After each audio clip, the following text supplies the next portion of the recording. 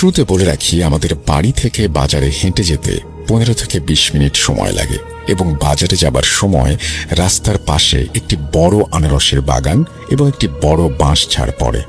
বাঁশঝাড়টি দেখতে এতই ভয়ঙ্কর যে দিনের বেলাতেও সেটাকে দেখে ভয় লাগতে পারে।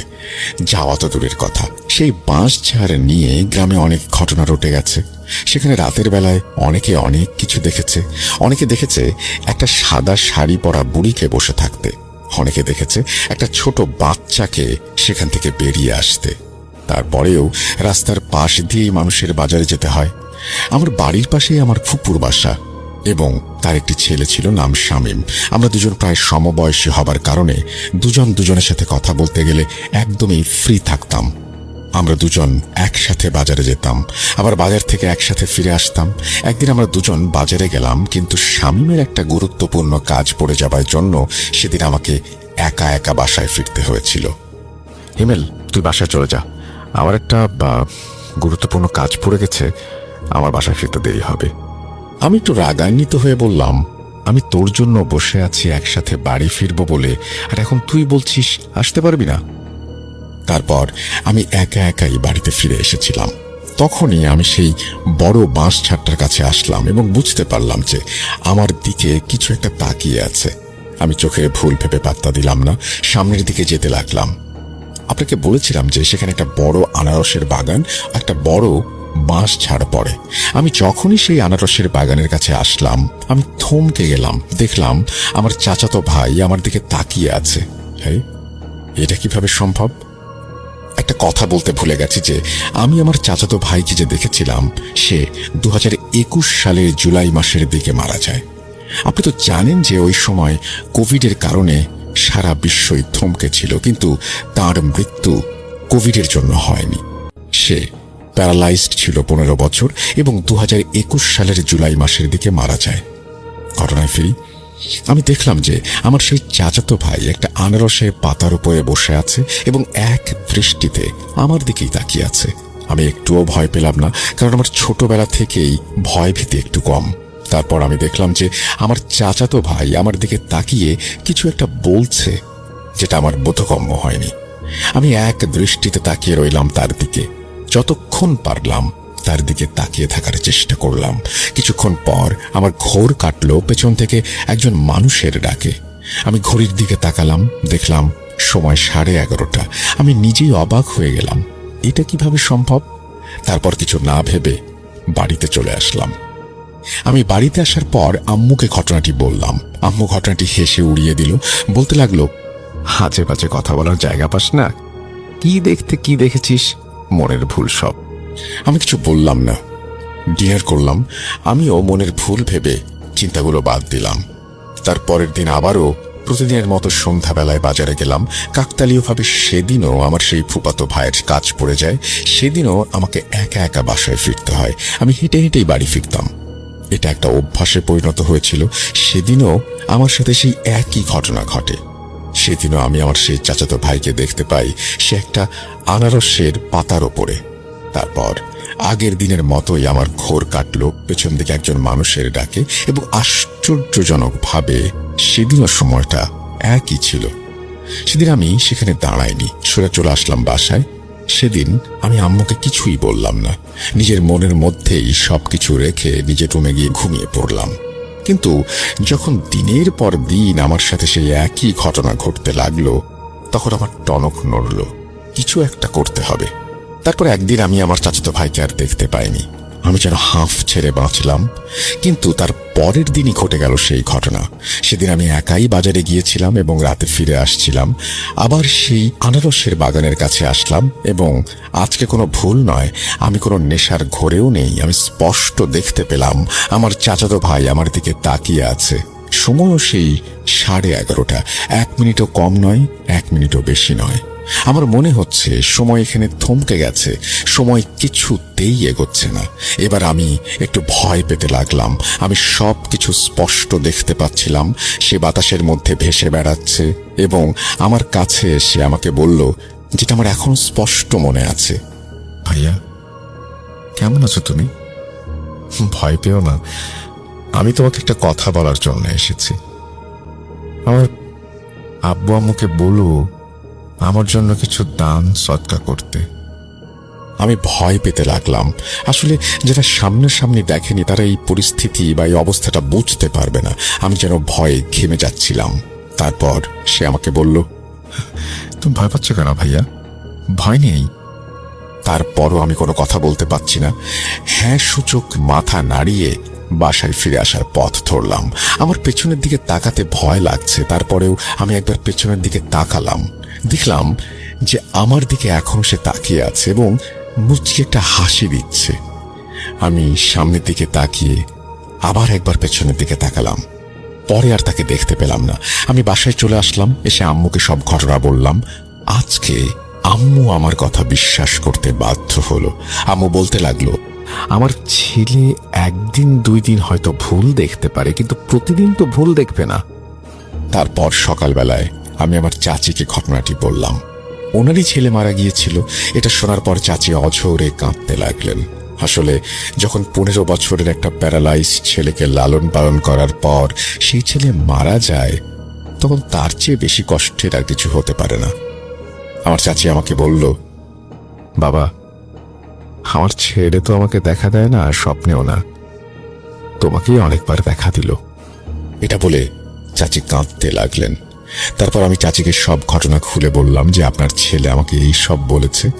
চাচি আমার কথা শোনার পর সবই পালন করলেন। সেভাবেই দিনটি শেষ হয়ে গেল। তারপর সেদিন রাতে আর কিছু হয়নি। তারপরে সম্ভবত 4-5 দিন পর আমার সাথে আমার চাচাতো ভাইয়ের আবার দেখা হলো সেই আনারসের বাগানে। কাকতালীয় ভাবে সময়টা একই ছিল। সে আমার দিকে তাকিয়ে একটু হাসলো। তারপর আমার দিকে উদ্দেশ্য করে বলল, তুমি আমার অনেক বড় একটা উপকার করেছ। এরপর সে যেন বাতাসের মধ্যে মিলিয়ে গেল। আমি সব স্পষ্ট দেখতে পাচ্ছিলাম। সে যাবার আগে বলে গিয়েছিল, আমি চলে যাচ্ছি, আর আসবো না। তখন আমি বুঝতে পারলাম যে আমার চোখে পানি। তারপর আমি বাসায় চলে আসলাম। আম্মু জিজ্ঞেস করলো কি হয়েছে। আমি কিছু হয়নি বলে এড়িয়ে গেলাম এবং আমার রুমের মধ্যে এসে ঘুমিয়ে গেলাম। এখনো যখন আমি আমার চাচাতো ভাইয়ের কবরের পাশে যাই, তখন নিজের অজান্তেই আমি কেঁদে ফেলি। তারপর থেকে আজ পর্যন্ত আমার সাথে আর কোনো অস্বাভাবিক ঘটনা ঘটেনি। এই ছিল আমার ঘটনা। আশা করি আপনি এবং আপনাদের সবার ভালো লাগবে। যেহেতু এটা আমার প্রথম ইমেল, তাই ভুল ত্রুটি হতেই পারে, সেগুলো ক্ষমা সুন্দর দৃষ্টিতে দেখবেন এবং আমার চাচাতো ভাইয়ের জন্য দোয়া করবেন যেন আল্লাহ তাকে বেহেশত নসিব করে। ঘটনাটি ভালো লাগলে পড়ে শোনাবেন। এই মুহূর্তে আমার সঙ্গে আছেন আপনাদের অত্যন্ত পছন্দের একজন মানুষ, যিনি হচ্ছেন আফনান ভাই। তাকে আমি বলেছিলাম এবং তিনি একটা ঘটনা পাঠিয়েও দিয়েছেন। তার সেই ঘটনাটি আমি এখন আপনাদের জন্য প্লে করছি। আশা করছি আপনাদের সবার ভালো লাগবে। ঘটনার সময়কাল 1980 সালের পরবর্তী কোন একটা সময় হবে। আমরা গ্রামের নামটি উল্লেখ করব না। গ্রামের এক জেলে বাড়ি, তারা বংশ পরম্পরায় মাছ ধরে বিক্রি করে জীবিকা নির্বাহ করে। খাল বিল নদীতে মাছ ধরে বিকেলবেলা বাজারে বিক্রি করত। এখনো এই পরিবার মাছ ধরার সাথেই জড়িত। তবে তারা এখন শুধু ফিশারি এবং পুকুরের যে মাছ, এই মাছ বিক্রির টাকা দিয়েই মূলত তারা পরিবার চালান। তো জেলে বাড়িতে মাছ ধরার বিভিন্ন ধরনের সরঞ্জাম তো থাকতোই, যেমন বের, জাল, পলো, ট্যাটা, তোরা জাল, শিব জাল, কারেন্ট জাল ইত্যাদি। তো জেলে বাড়ির 3 জন, তাহের ভাই, কাশেম ভাই এবং জামাল ভাই, মাছ ধরতে বোকাবিল যেতেন রাতের বেলা। সন্ধ্যার পর তারা বিভিন্ন সরঞ্জাম, টর্চ, হারিকেন ইত্যাদি নিয়ে রাত্রে খাওয়া দাওয়ার জন্য বা সাথে চিরা, মুড়ি, গুড় ইত্যাদি শুকনা খাবারও নিয়ে বের হতেন। সারা রাত ধরে মাছ তো যা পেতেন সকালে বাজারে নিয়ে বিক্রি করতে পারতেন। আবার এগুলো বিক্রি করে প্রয়োজনীয় আরো সরঞ্জামাদি বাড়ির জন্য কিনে বাড়িতে ফিরতেন। এদের মধ্যে বয়সে সবার বড় ছিল তাহের ভাই। বোকাবিলের অতি প্রাকৃত ব্যাপার স্যাপার সম্বন্ধে তার কিন্তু যথেষ্ট ধারণা ছিল এবং মাছ ধরার সময় সবাই তার দিক নির্দেশনা অনুসরণ করত। ওই জেলে বাড়ির সাথে আরো একটি বাড়ি ছিল। ওই বাড়িতে একটা এতিম ছেলে বসবাস করত। ছেলেটার বয়স আনুমানিক ওই সময় 10 বছর হবে আর কি। ওর নাম ছিল হচ্ছে অলি। ছেলেটা একটু সহজ সরল খাবাগোবা টাইপের ছিল, তবে পাগল না। কিন্তু থাকে না অনেক বাচ্চা সহজ সরল কিন্তু পাগল না, ওই রকম আর কি। অলির মায়ের একটা ছেলে আর একটা মেয়ে ছিল। অলির দাদা জীবিত ছিলেন, অলির দাদারও এক ছেলে ছিল, সেটা হচ্ছে এই অলির বাবা। তখন পর্যন্ত অলির সুন্নতে খতনা করানো হয়নি, মানে যতটুকু বয়স হলে সাধারণত আমাদের দেশে করানো হয় 10 বছর, তখন আর কি হয়নি আর কি। সাধারণত আরো কম বয়সেই আমাদের দেশে সুন্নতে খতনা করানো হয়। মাঝে মধ্যে অলির মা এসে তাহের ভাইকে বলতো, আমার ছেলেটাকে রাতের বেলা মাছ ধরতে নিয়ে যাবেন, কিছু মাছ পেলেও তো আমাদের ভাত খাওয়ার জো হবে। তাহের ভাই এতিম বিবেচনা করে অলিকে মাঝে মধ্যে নিয়েই যেতেন। অলির কাজ ছিল মাছ ধরার সরঞ্জাম ও খাবার হাতে রাখা। মাছ ধরে রাখার পাত্র যেমন খালই, এই খালই অলির কাছে থাকতো। মাছ ধরার সময় কেউ কিছু চাইলে অলি এগিয়ে দিত। অলি মাছ ধরতে নামতো না কখনো, শুধু তাদের কাজে সাহায্য করত। অলি যেহেতু মাছ ধরে না, শুধু তাদের ওই ফরমায়েশ অনুযায়ী কাজ করে, তাই তাহের ভাই অলিকে বোকাবিল সম্বন্ধে তেমন কিছু জানান নাই। একদিন সন্ধ্যার পর তারা 4 জন মাছ ধরতে বোকাবিল রওনা দেন। 3 ভাই আর হচ্ছে এই অলি। বাড়ি থেকে প্রায় 1 মাইল দূরে ছিল এই বিল। বোকাবিলে একটি নদী ও 2টি খাল এসে মিশেছে। খালটা কৃত্রিমভাবে খনন করা। তৎকালীন প্রেসিডেন্ট জিয়াউর রহমান নিজে এসে এই খালের কাজ উদ্বোধন করেছিলেন এবং নিজের হাতে মাটি কেটে এই কাজ শুরু করেছিলেন। তো এটা ধরার খাল নামেও পরিচিত। খালটির যে বিলের সংযোগ যে পথটা রয়েছে, এই পথে একটি স্লুইস গেট ছিল। স্লুইস গেট দিয়ে খালের পানি নিয়ন্ত্রণে রাখা হতো।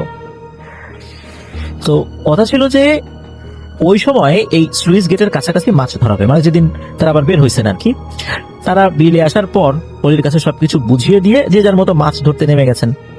তো অলি পানির ধারে একটা ক্ষেতের আইলে বসে থাকে। তো ওই দিন তেমন অন্ধকার ছিল না, টর্চ, হারিকেন, মাছ ধরার পাত্র সব তো অলির কাছে ছিল। তো চাঁদ কতক্ষণে মেঘের আড়ালে ঢেকে যায়, আবার কখনো বাইরে বেরিয়ে আসে। যখন বাইরে বেরিয়ে আসে চাঁদের আলো চারদিকে ছড়িয়ে পড়ে। সাধারণত এমন দিনগুলোতে বা এমন রাতগুলোতে মাছ ধরতে আলোর প্রয়োজন হয় না। এদিকে কারেন্ট জাল পেতে সবাই তো পলো দিয়ে মাছ ধরতে ব্যস্ত।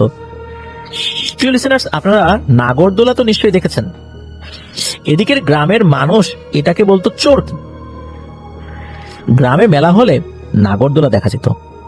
আগে নাগরদোলা সম্পূর্ণ কাঠের তৈরি ছিল, তাই যখন নাগরদোলা ঘোরানো হতো তখন গরুর গাড়ির চাকার শব্দের মতো ক্যাচ ক্যাচ ক্যাচ ক্যাচ শব্দ হতো।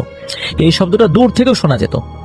এখনকার নাগরদোলা অবশ্য 2 পাশে বিয়ারিং লাগানো থাকে, স্টিলের নাগরদোলা হয়েছে, তাই এই ধরনের ক্যাচ ক্যাচ ক্যাচ ক্যাচ শব্দ হয় না। আর এটা বিয়ারিং লাগার কারণে এটা ঘোরাতেও এখন অনেকটা সহজ হয়ে গেছে। তো এই বোকাবিলে রাতে মাছ ধরতে গিয়ে অনেকেই নাকি নাগরদোলা দেখতে পেত। এই নাগরদোলা দেখতে গিয়ে অনেকেই নিখোঁজ হয়েছে, এমনকি মানসিক ভারসাম্য হারিয়েছে, পাগল হয়েছে, এমন একাধিক ঘটনা নাকি রয়েছে। দুপুরে গ্রামের বাচ্চারা বিলে শাপলা ফুল, শালুক সংগ্রহ করতে গিয়েও নাগরদোলা দেখেছে, এমন অনেক ঘটনা নাকি রয়েছে। সেই রাত্রে অলি বসে আছে, সবাই মাছ ধরতে ধরতে একটু দূরে চলে গেছে। হঠাৎ করে অলির কানে নাগরদোলার ক্যাচ ক্যাচ ক্যাচ শব্দ ভেসে আসে। অলির আগেও মেলায় তো নাগরদোলা দেখেছেই, শব্দটা পরিচিত লাগে তার কাছে। অলির মনে হয় ওইদিকে হয়তো কোথাও মেলা হচ্ছে, সবাই মাছ ধরায় ব্যস্ত, আর কেউ যেহেতু তাকে কোনো কাজে ডাক দিচ্ছে না, সে চিন্তা করলাম একটু এগিয়ে গিয়ে দেখে আসি না। শব্দটা ভেসে আসছে বিলের দক্ষিণ দিক থেকে। শব্দ অনুসরণ করে অলি হাঁটতে হাঁটতে নাগরদোলার কাছে এসে পড়ে। শুকনো ক্ষেত, মাঠের মতো একটা খোলা জায়গা।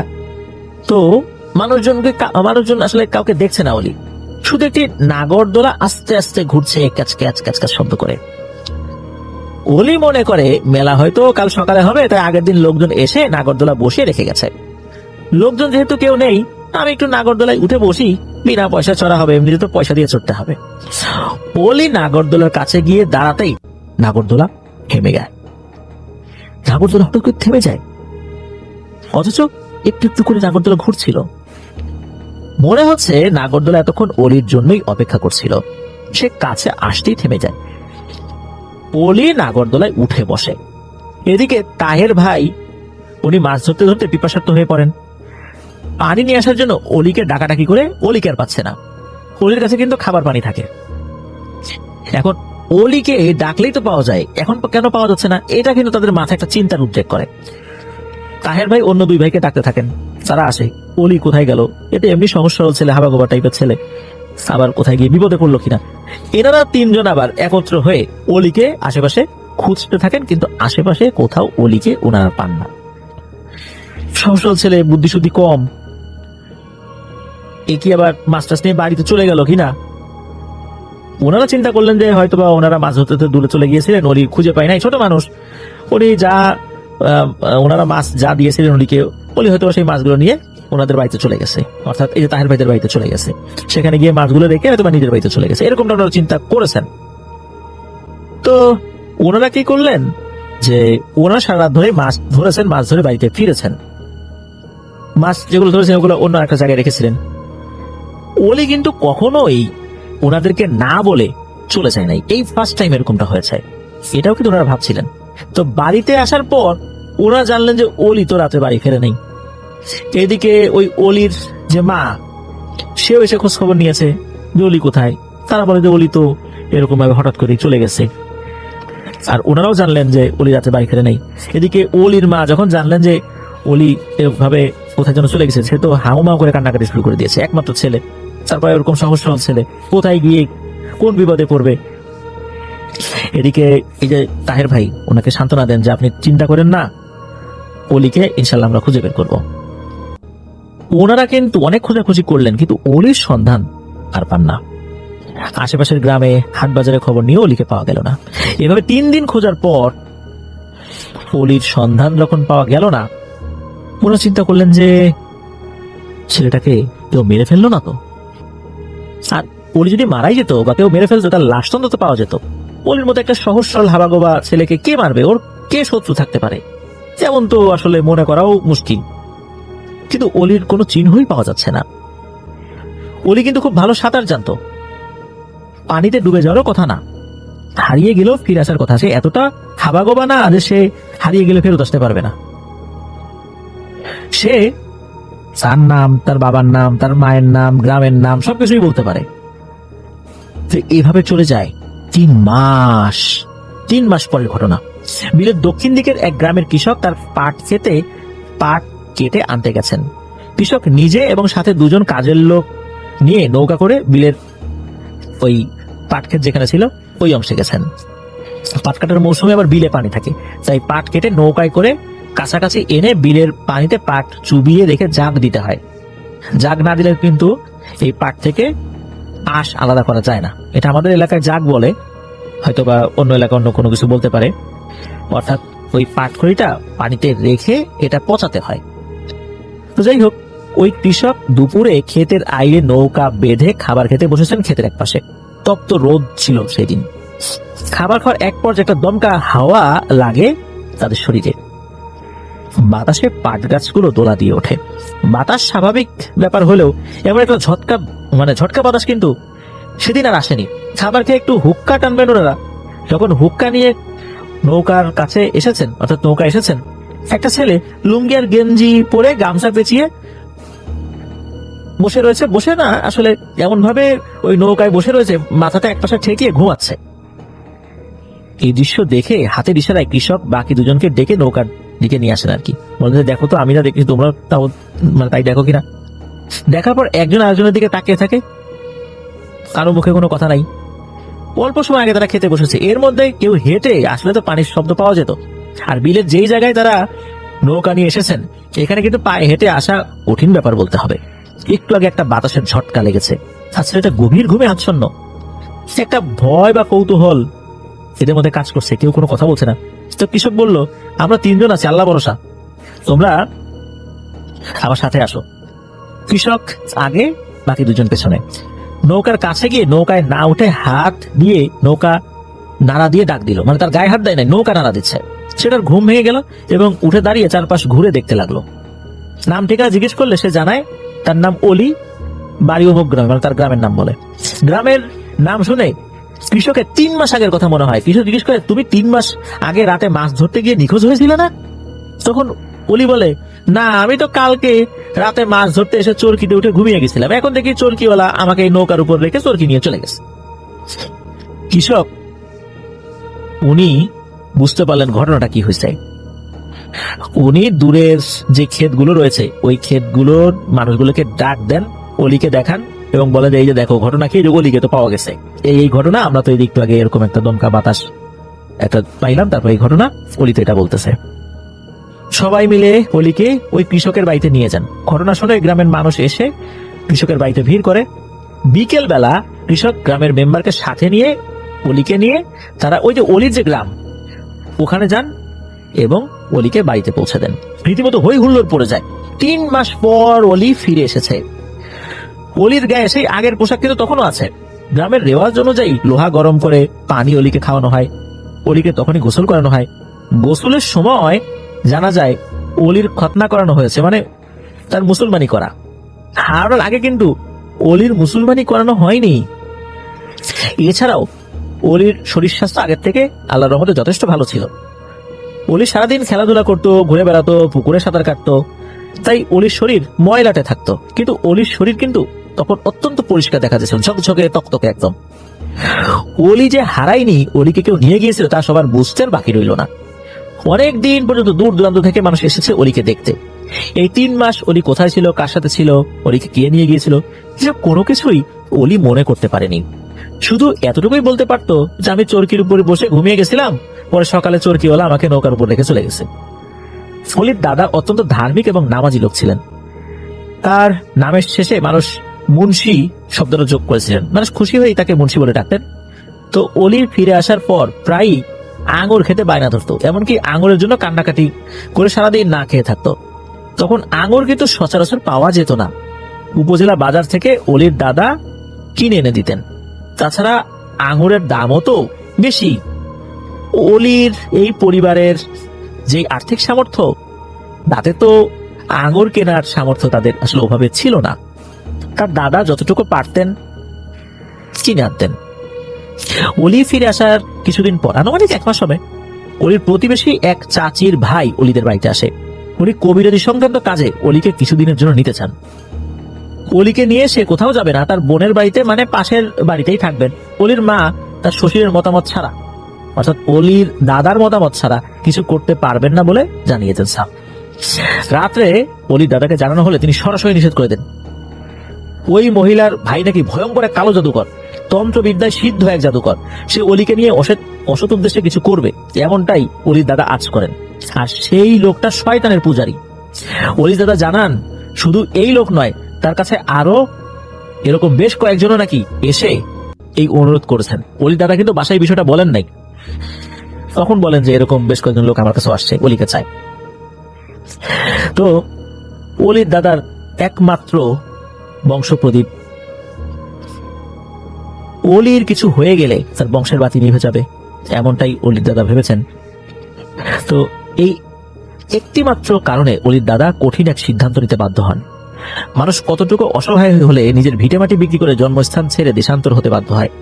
সাধারণত গ্রাম এলাকায় নিজের ভিটামাটি বিক্রি করাটা খুবই খারাপ একটা উদাহরণ হিসাবে দেখা হয়। কেউ যদি ভিটামাটি বিক্রি করে অন্য জায়গায় চলে যায়, এটা কখনোই ভালো হিসাবে দেখা হয় না। আর এটা যদি কেউ নেহায়েত বাধ্য না হন, এটা কেউ করেনও না। ভিটামাটি কেউ বিক্রি করেন, অনেকে ঋণের জালে জর্জরিত হয়ে গেলেও নিজের ভিটামাটি বিক্রি করেন না। খুব এক্সট্রিম লেভেলে চলে গেলে ভিটামাটি বন্ধক দেন, তাও বিক্রি করতে চান না। আর কারো ভিটামাটি দখল করা, কারো ভিটামাটি দখল করে কাউকে সেটা থেকে উচ্ছেদ করাটাও এটা খুব বড় ধরনের অভিশাপ লাগার কারণ হয়ে দাঁড়ায়। এজন্য আমাদের বাংলাদেশের প্রেক্ষাপটে যদি আমরা বলি, তাহলে এই ভিটামাটি বা জন্মস্থান ছেড়ে কেউ যাওয়ার কথা সাধারণত ভাবে না। অলির দাদা সেই কাজটি করেছিলেন নেহায়াত বাধ্য হয়ে। অলির পরিবার একদম অসহায় হয়ে পড়েছিলেন, কারণ তার দাদা জানতেন কোনো না কোনো ভাবে অলিকে কোনো একটা কবিরাজ তুলে নিয়ে যেতে পারে, তাই বাধ্য হয়ে উনি সিদ্ধান্ত নিয়েছিলেন। অলির পরিবার যেহেতু খুবই গরিব ছিল, তাই অলির মা বাধ্য হয়ে আবার যান সেই জেলের বাড়ি, ওই জেলে বাড়ি তাহের ভাইয়ের কাছে। তাহের ভাই অলিকে কোনো মতেই নিতে রাজি নন। এবার অলিকে নিলে তাদের সকলের সাথে খারাপ কিছু হতে পারে। মূলত অলির মা চেয়েছিলেন যদি তাহের ভাইয়ের আন্ডারে থাকে তাহলে হয়তো বা তেমন কিছু হবে না, কিন্তু তাহের ভাই চিন্তা করলেন যে যেহেতু ও এরকম 3 মাস জিনেদের জগতে ছিল, এখন অলিকে নিলে আবার যদি তাদের কোনো সমস্যা হয়, তো যেহেতু অলিকে কোনো একটা গতি করা গেল না, তখন দাদার কি করবে এই সিদ্ধান্ত নেওয়া ছাড়া তারা কি করার ছিল। অলির মা তখন গ্রামের অন্য এক লোকের কাছে যান, তার নাম ছিল হোসেন আলী। উনি পেশায় কৃষিকাজ করলো, মাছ ধরে বিক্রি করা তার বাড়তি আয়ের পেশা ছিল। শখের বসে মাছ ধরেন আর কি, নিজেদের খাওয়ার পাশাপাশি বিক্রিও করেন। এই হোসেন আলী তোরা জাল দিয়ে মাছ ধরতেন, কোমরে খালুই বেঁধে জাল ফেলে মাছ ধরতেন। ওইদিকে অলির দাদা ভিটামাটি বিক্রির কাজ তো অলরেডি কমপ্লিট করে ফেলেছেন। অলির দাদা শ্বশুর বাড়ি ছিল দিনাজপুর বা রংপুর জেলার কোন একটা স্থানে আর কি। তো ঘটনা যিনি বর্ণনা করেছেন উনি ঠিক স্থানটা বলতে পারেননি যে রংপুর না দিনাজপুর। ভিটামাটি বিক্রি করে উনি শ্বশুর বাড়ি জমি কিনে স্থানান্তরিত হবেন। তো অলি হোসেন আলীর সাথে বেশি দিন মাছ ধরতে যায় নাই, কারণ অলির দাদার জমি বিক্রির কাজ শেষ হয়ে গেছে। তাই একদিন সকলের কাছ থেকে বিদায় নিয়ে তারা চলে যান। অলির পরিবার চলে যাওয়ার পর বেশ কিছু ঘটনা ঘটে, কিছু ঘটনা প্রকাশিত হয় দেরিতে। তো হোসেন আলী কিছু বিষয় বর্ণনা করেছিলেন। তিনি অলিকে নিয়ে নদী বা বিলে মাছ ধরতে গেলে তার দিন বা রাত যে সময় হোক না কেন, অলি যে জায়গায় জাল ফেলতো সেখানেই বড় বড় মাছ পেত, কখনো মিস হতো না আল্লাহর রহমতে। তো হোসেন আলী বলেন যে আমি জাল ফেলতাম আর অলি খালুই নিয়ে দাঁড়িয়ে থাকতো। জাল তুললে অলি জাল থেকে মাছ বেছে খালুয়ে ভরে রাখতো এবং জালে আটকে থাকা লতা পাতা পরিষ্কার করে দিত। প্রথম দিন অলির বিষয়গুলো খুব একটা আগ্রহের সাথে দেখিনি, কিন্তু পরবর্তীতে দেখলাম অলির এই ব্যাপারটা প্রথম দিন বা প্রথম দিকে চিন্তা করেছে এমনিতেই মাছ পড়ছে, প্রথমে বড় একটা বল পেলাম, এভাবে সেদিন আরো বড় কিছু মাছ পাই। অলিকে মাছের ভাগ দেওয়ার পরও আমার অনেক মাছ অবশিষ্ট থাকতো। এইভাবে প্রায় প্রতিদিন অলি যেখানে বলতো সেখানে জাল ফেলতাম, অর্থাৎ অলি আমাকে বলতো যে এইখানে জাল ফেলেন, ওইখানে জাল ফেলেন। প্রথম দিকে তো গুরুত্ব দেই নাই, পরে দিলাম, পরে দেখি মাছ পাওয়া যায়। ঘন্টা খানেকের মধ্যে এত মাছ পেতাম যা সারাদিনেও পাওয়ার কথা কল্পনাই করতে পারতাম না। সারা দিন তো দূরের কথা, সারা রাত ধরলেও এত মাছ পাওয়ার কথা কল্পনা করতাম না। অলির এই আশ্চর্য ক্ষমতার কথা আমি বুঝেছিলাম। এরপর থেকে রাত্রে আমি অলিকে নিয়ে মাছ ধরতে যাইনি, আমার সাহস হয়ে ওঠেনি। রাতের বেলা গেলে যদি কোনো একটা সমস্যা হয়, দিনে মাছ ধরতে যেতাম। আল্লাহর রহমতে দিনে অলিকে নিয়ে মাছ ধরতে গেলে যা মাছ পেতাম তা নিয়ে আলহামদুলিল্লাহ আমরা সন্তুষ্ট ছিলাম। আর এই ব্যাপারটা আমি এবং আমার স্ত্রী ছাড়া কাউকে বলিনি, কারণ এটা যদি অন্য কেউ জানে তাহলে অলিকে নিয়ে মাছ ধরতে যাওয়ার জন্য অনেকের মধ্যে মারামারি শুরু হয়ে যাবে। অলির পরিবার তো চলে গেল। অলির দাদা কিন্তু অনেকখানি জায়গা জমি বিক্রি করলেও কিছু জায়গা বিক্রি করতে পারেন নাই বা করেন নাই। যতটুকু করেন নাই সেটা হলো বসত ভিট, ওইটা তখনও আসলে বিক্রি করার মতো সময় উনি পান নাই, কারণ ক্রেতা পাচ্ছিলেন না। কিন্তু নাতিকে তাড়াতাড়ি নিয়ে চলে যেতে হবে, এই জন্য উনি শুধু ওই ভিটা মাটিটা পরে এসে বিক্রি করবেন চিন্তা করে অন্য সব জিনিস বিক্রি করে চলে গেছেন আজকে। তো অলির দাদা যত দূর সম্ভব এই এলাকা ত্যাগ করেছে। ভিটার জমি সবার আগে বিক্রি হওয়ার কথা ছিল, কারণ সবকিছু রেডি, কিনবে আর বসবাস করবে। বেশ কয়েকজন কিন্তু আগ্রহী হন, দরদাম ঠিক হয়, কিন্তু পরে কোনো এক কারণে বিক্রি হয় না। কেউ কিনেছে, টাকা দিয়েছে, রেজিস্ট্রি করার দিন এসে বলে টাকা ফেরত দেন, আমি কিনবো না, সিদ্ধান্ত বদল করেছে। তাই অলির দাদা ভিটা বাড়ির 10% জমি রেখেই চলে গিয়েছিলেন। অলিদের ভিটা এখনো আছে পরিত্যক্ত অবস্থায়। আগে মানুষ সেখানে যেত না, ভুতুরে ঘটনার সম্মুখীন হবে এই ভেবে। দিনের বেলায় কেউ যাচ্ছে, হঠাৎ একটা ঢিল এসে পড়ে গায়ে, রাত্রে আগুনের ফুলকি দেখা দিত, কান্নার শব্দ ভেসে আসতো। এরকম নানান কারণে মানুষ ওদিকে যেত না। এখন অবশ্য আশেপাশে বাড়িঘর হয়েছে, বেড়েছে মানুষের যাতায়াত, তাই কোন ধরনের ভৌতিক ঘটনা এখন আর চোখে পড়ে না। ওই যে প্রতিবেশী এক চাচির তান্ত্রিক ভাই, যার কথা আমরা বলেছিলাম, এক তান্ত্রিক মামা আর কি, তার বাড়ি ছিল গফরগাঁও উপজেলায়। পরে জানা যায় তান্ত্রিক মূলত কালো জাদুর আশ্রয় নিয়েছিল। বসত ভিটা যে কিনতে বায়নানামা করত তার উপর নাকি কালো জাদু করতো তান্ত্রিক, এই কারণে জমি বিক্রি হতো না। অলির পরিবার যেন এই এলাকা ছেড়ে যেতে না পারে, এই জন্য অলির পরিবার চলে যাওয়ার পর বসত ভিটায় ভুতুরের ঘটনা হতো মূলত ওই কালো জাদুর প্রভাবে। ওই তান্ত্রিক অলিদের পরিবার চলে যাওয়ার পরও নাকি জাদুর মাধ্যমে অনেক চেষ্টা করেছে অলিকে ফিরিয়ে আনার জন্য। অলির উপর কালো জাদু করার জন্য নাকি উল্টো তার নিজের উপরই প্রভাব পড়েছে। কোনো এক অজানা শক্তি আল্লাহর রহমতে অলির পরিবারকে রক্ষা করত। সে যা করত অলিদের পরিবারের উপর, তার উল্টো হয়ে ওই তান্ত্রিকের পরিবারের উপরে সেই পড়তো। তান্ত্রিক এক পর্যায়ে নিজ পরিবারকে বাঁচাতে পরিবার থেকে পৃথক হয়ে যান, আলাদা একা এক বাড়িতে থাকতে শুরু করেন। একদিন সকালবেলা রেল লাইনে কাটা অবস্থায় তান্ত্রিকের লাশ পাওয়া যায়। তান্ত্রিক মারা যাওয়ার পর তার বোনের কাছ থেকে এসব তথ্য জানা যায়। বোন সহ বোনের বাড়ির অনেকেই এসব জানতো, কিন্তু ভয়ে প্রকাশ করতো না। তান্ত্রিক মারা যাওয়ার পর সবকিছু প্রকাশিত হয়। তান্ত্রিকের বোন মানে অলির এই প্রতিবেশী চাচির ছেলে নাকি পানিতে ডুবে মারা গিয়েছিল, তারই আপন মামার জাদুর উল্টো প্রভাবে। ছেলে যখন হারিয়ে গেছে, ছেলে মারা গেছে আর কি, ছেলে হারানোর পর উনিও তখনও ভয়ে মুখ খোলেন নাই।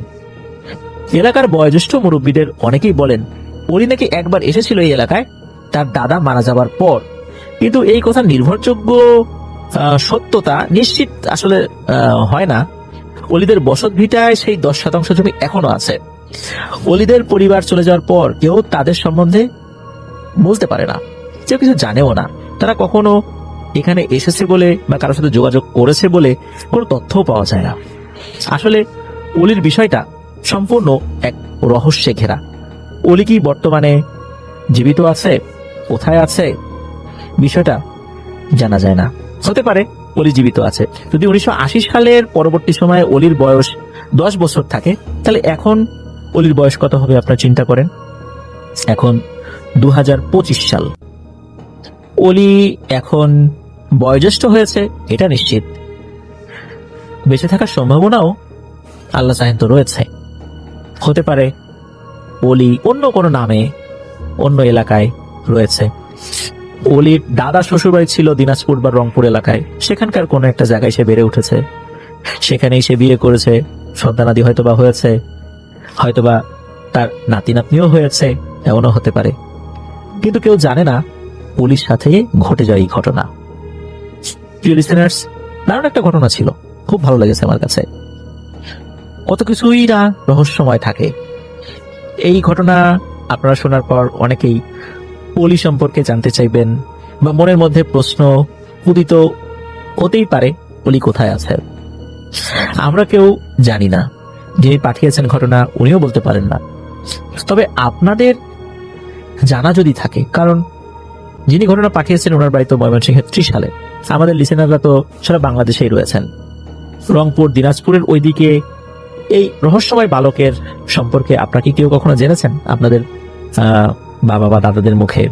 এখন তো তার বয়স নিশ্চয়ই বেশি হয়েছে, কিন্তু আপনারা যদি তার সম্পর্কে কিছু জানেন আমাদেরকে কিন্তু জানাতে পারেন। ধন্যবাদ জানাচ্ছি জিল্লুর রহমান ভাইকে দারুণ দারুণ দারুণ একটি ঘটনা আমাদের সাথে শেয়ার করার জন্য। আশা করছি আপনার কাছ থেকে আরো ঘটনা ইনশাল্লাহ আমরা পাবো। আমি মোহাম্মদ বিল্লাল হোসেন, আমি সরকারি বাংলা কলেজে একজন ছাত্র, পেশায় টিউশনি করি। আমার দেশের বাড়ি হচ্ছে কুষ্টিয়াতে। আমি এখন ঘটনাতে চলে যাই। আমার এই ঘটনাটি ঘটে হচ্ছে আমার চাচার সাথে। আমার চাচা যিনি এখন হচ্ছেন উনি মাওলানা, তিনি যখন মাদ্রাসাতে পড়তেন তখনকার ঘটনা, তখন তার সাথে ঘটে যাওয়া একটা ঘটনা। তিনি মাদ্রাসার হোস্টেলে হচ্ছে 3-4 জন ছাত্র থাকতো। তা একদিন হচ্ছে চাচা তার বন্ধুরা কয়েকজন রাতে খাবার খেয়ে ঘুমানোর জন্য প্রস্তুতি নেয় এবং রুমে গিয়ে যার যার বিছানায় শুয়ে পড়ে এবং শুয়ে পড়ার কিছুক্ষণ পরে তারা হচ্ছে রুমের লাইট অফ করতে ভুলে গিয়েছিল। এজন্য হচ্ছে চাচা একজনকে বলতেছেন যে যাই রুমের বাতিটা অফ করে দিয়ে আসি। বিছানা থেকে নামবেন, ঠিক তার আগ মুহূর্তে হঠাৎ করে দেখলেন আমার চাচা এবং তার বন্ধু দেখলেন যে আরেকজন যিনি ছিলেন রুমমেট, তার হাতটা বড় হয়ে যাচ্ছে এবং রুমের লাইটের সুইচ যেখানে, সেখানে তার হাতটা চলে গেছে। মানুষের হাতে স্বাভাবিক বাম হাতটা ছোট ছিল এবং ডান হাতটা অস্বাভাবিকভাবে বৃদ্ধি পেয়ে লাইটের সুইচের ওখানে চলে গেল এবং হঠাৎ করে লাইটটা বন্ধ হয়ে গেল। আমার চাচা এবং তার বন্ধু দুইজন যখন দেখলেন এই ঘটনাটা, দুজনই চুপচাপ নীরবে ঘুমিয়ে শুয়ে পড়লেন। ওই রাতে আমার চাচা এবং তার বন্ধুর কোনো ঘুম হয় নাই, অনেক ভয়ে রাতটা কেটে যায়। পরের দিন সকালে আমার চাচা এবং তার বন্ধু এই বিষয়টা মাদ্রাসার প্রধান শিক্ষককে বলেন। প্রধান শিক্ষক তখন এটা বুঝতে পেরে খোঁজ নিতে আসলেন এবং দেখলেন যে ওই লোকটা বা জিনটা নেই, মানুষের শারীরিক গঠনের যে অবয়বটা ওটা নেই। এবং পরে ওই মাদ্রাসার প্রধান শিক্ষক উনি বুঝতে পারলেন যে ওই জিনটা চলে গেছে, বা মানুষের অবয়বের ওই আকৃতি, ওই জিনটা চলে গেছে। পরে চাচা ওই মাদ্রাসার প্রধান শিক্ষক উনি চাচা এবং আমার চাচার বন্ধুকে বললেন যে তোমরা এই কক্ষটা পরিবর্তন করে অন্য রুমে চলে যাও। এই ছিল আমার ঘটনা ভাই। আচ্ছা, অনেক ধন্যবাদ আপনাকে।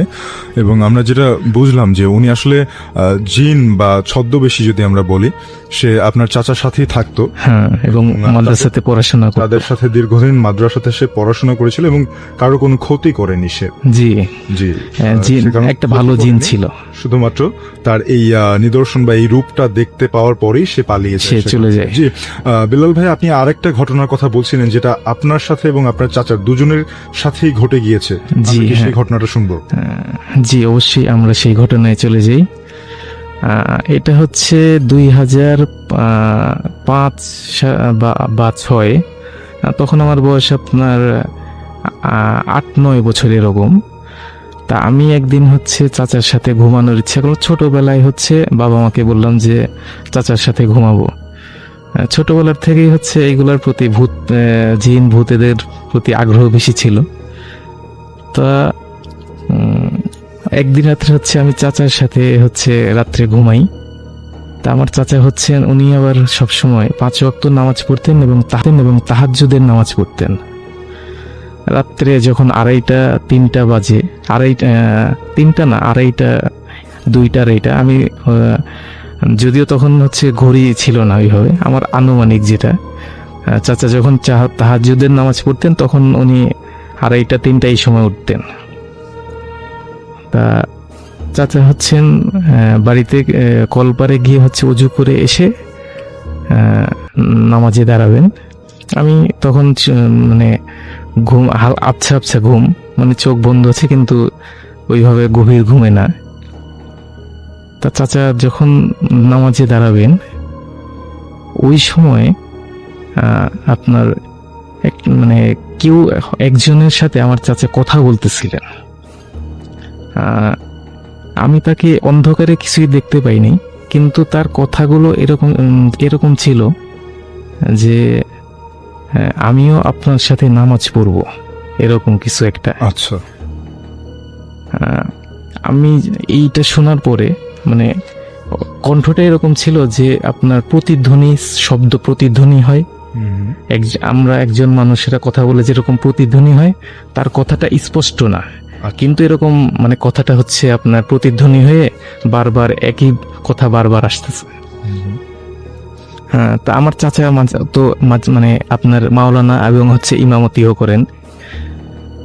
তা আমার চাচা যেটা বললেন যে ঠিক আছে, আমি তাকে জিজ্ঞাসা করলেন যে ইমামতি আপনি করবেন না আমি করব।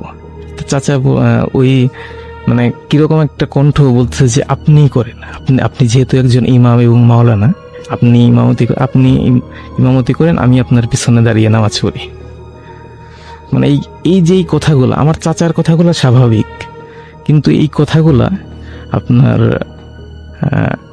অস্বাভাবিক লাগলো আমার কাছে। এবং ওই সময়টা আমি খুবই মানে কি যে আমার শরীরের বুঝতে পারতেছেন সাথে ভাইয়া যে আমার শরীর আমি একদম দেখতেই পাচ্ছি যে বেলাল ভাইয়ের আসলে সবগুলো পশম দাঁড়িয়ে গেছে। আসলে যখন আমরা কাউকে চোখের সামনে না দেখি কিন্তু তার কণ্ঠস্বর শুনতে পাচ্ছি, এবং সেটা আসলে একটু নর্মাল না, প্যারানর্মাল, তখন কিন্তু অন্যরকম লাগাটাই স্বাভাবিক। জি ভাইয়া, তারপরে হচ্ছে যে আমার চাচা বলল যে ঠিক আছে আমি সামনে দাঁড়াচ্ছি, আপনি পিছনে দাঁড়ান। ওই সময় আমার একটু আগ্রহ হলো যে ঠিক দেখি তো যে আমার চাচা কাকে দাঁড়াইতে বলে পিছনে। কিন্তু আমি যখন উঠে দেখি আমি শুধু আমার চাচাকেই দেখতে পাই, আর কাউকে দেখতে পাই না। আমার চাচা বলছিল যে যে আমার সাথে ঘুমাইতে গেলে কিন্তু তুমি ভয় পাবা, এবং হচ্ছে আমি রাত্রে উঠে নামাজ পড়ি, তুমি কখনো কিন্তু আমাকে বিরক্ত করবা না। তো এই ভয়টা হচ্ছে চাচার মধ্যে মানে আমার মধ্যে চলে গেছিল। তা আমি চুপচাপ এরকম যতক্ষণ নামাজ পড়লো আমি চুপচাপ শুধু এই শুয়েছিলাম এবং খুব ভয় পাচ্ছিলাম। তারপরে হচ্ছে যে চাচা এরকম নামাজ পড় তাহাজ্জুদের নামাজ শেষ হলো, ওই রাত্রে আর আমি ঘুমাইতে পারি নাই। তারপরে হচ্ছে ফজরের নামাজ পড়লো। পরের দিন সকালে উঠে চাচাকে জিজ্ঞাসা করলাম যে চাচা ওই সময়টা তো আমি খুব ভয় পাচ্ছিলাম এবং আপনি কার সাথে কথা বলতেছিলেন, আমি তো কাউকে দেখি নাই।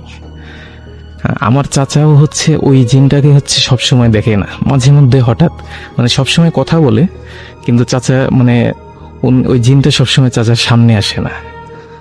তখন সকালবেলা হচ্ছে চাচাকে এরকম বললাম, চাচা বলতেছে যে আমি তো তোমাকে আগেই বলছি বা তোমার আব্বু আম্মু বলছে যে আমার সাথে ঘুমাইলে রাত্রে তুমি ভয় পাবা, অনেক কিছু হবে, ঘটতে পারে। তা তখন চাচা বলতেছে যে যাই হোক তুমি মানে আমি যখন নামাজ পড়তেছিলাম তখন কিছু করো নাই, ওই জিনটা যদি বিরক্ত হইতো তাহলে তোমাকে অনেক ক্ষতি করতে পারতো। সে ভালো জিন ঠিক আছে, কিন্তু তাকে বিরক্ত করলে সে ক্ষতি করবে। এটাই ছিল ভাই আমার ঘটনা। প্রিয় লিসেনার্স, এই মুহূর্তে যে স্টোরিটি আমি আপনাদের সাথে শেয়ার করতে যাচ্ছি, এটি মানে যখন ঘটেছে তখন সময়টি ছিল 1969 কি 70, আমাদের মহান মুক্তিযুদ্ধের আগের ঘটনা। ঘটনাটি আমি সংগ্রহ করেছি আমার যারা আত্মীয় স্বজন আছেন মুরব্বী তাদের মুখ থেকে। ঘটনাটির স্থান ফরিদপুর জেলার বোয়ালমারী উপজেলার খরসতি গ্রামে। ওই গ্রামের খুবই দরিদ্র কৃষক পরিবারের মেয়ে সখিনা, বয়স 9 থেকে 10 বছর হবে। পরিবারের মা বাবা ও একমাত্র ছোট ভাই আব্দুর রহিমকে নিয়েই এই দারিদ্র্যের মধ্যেও ভালোই চলে যাচ্ছিল তাদের। সখিনার শখ ছিল হাঁস মুরগি ও ছাগল পালা। হাঁস মুরগি ও ছাগলের ঘর ছিল আলাদা আলাদা করে। প্রতিদিন সন্ধ্যায় সেগুলো গুনে গুনে ওগুলোর মধ্যে রেখে দিত।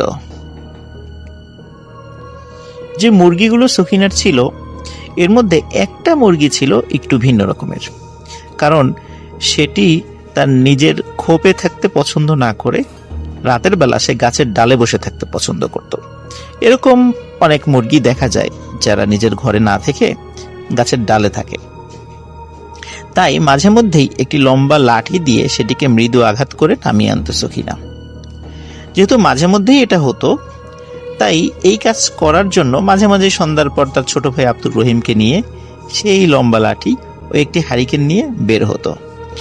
আশেপাশের মাঝারি সাইজের নির্দিষ্ট কয়েকটি গাছের ডালেই পাওয়া যেত সেই মুরগিটাকে। একদিন সন্ধ্যায়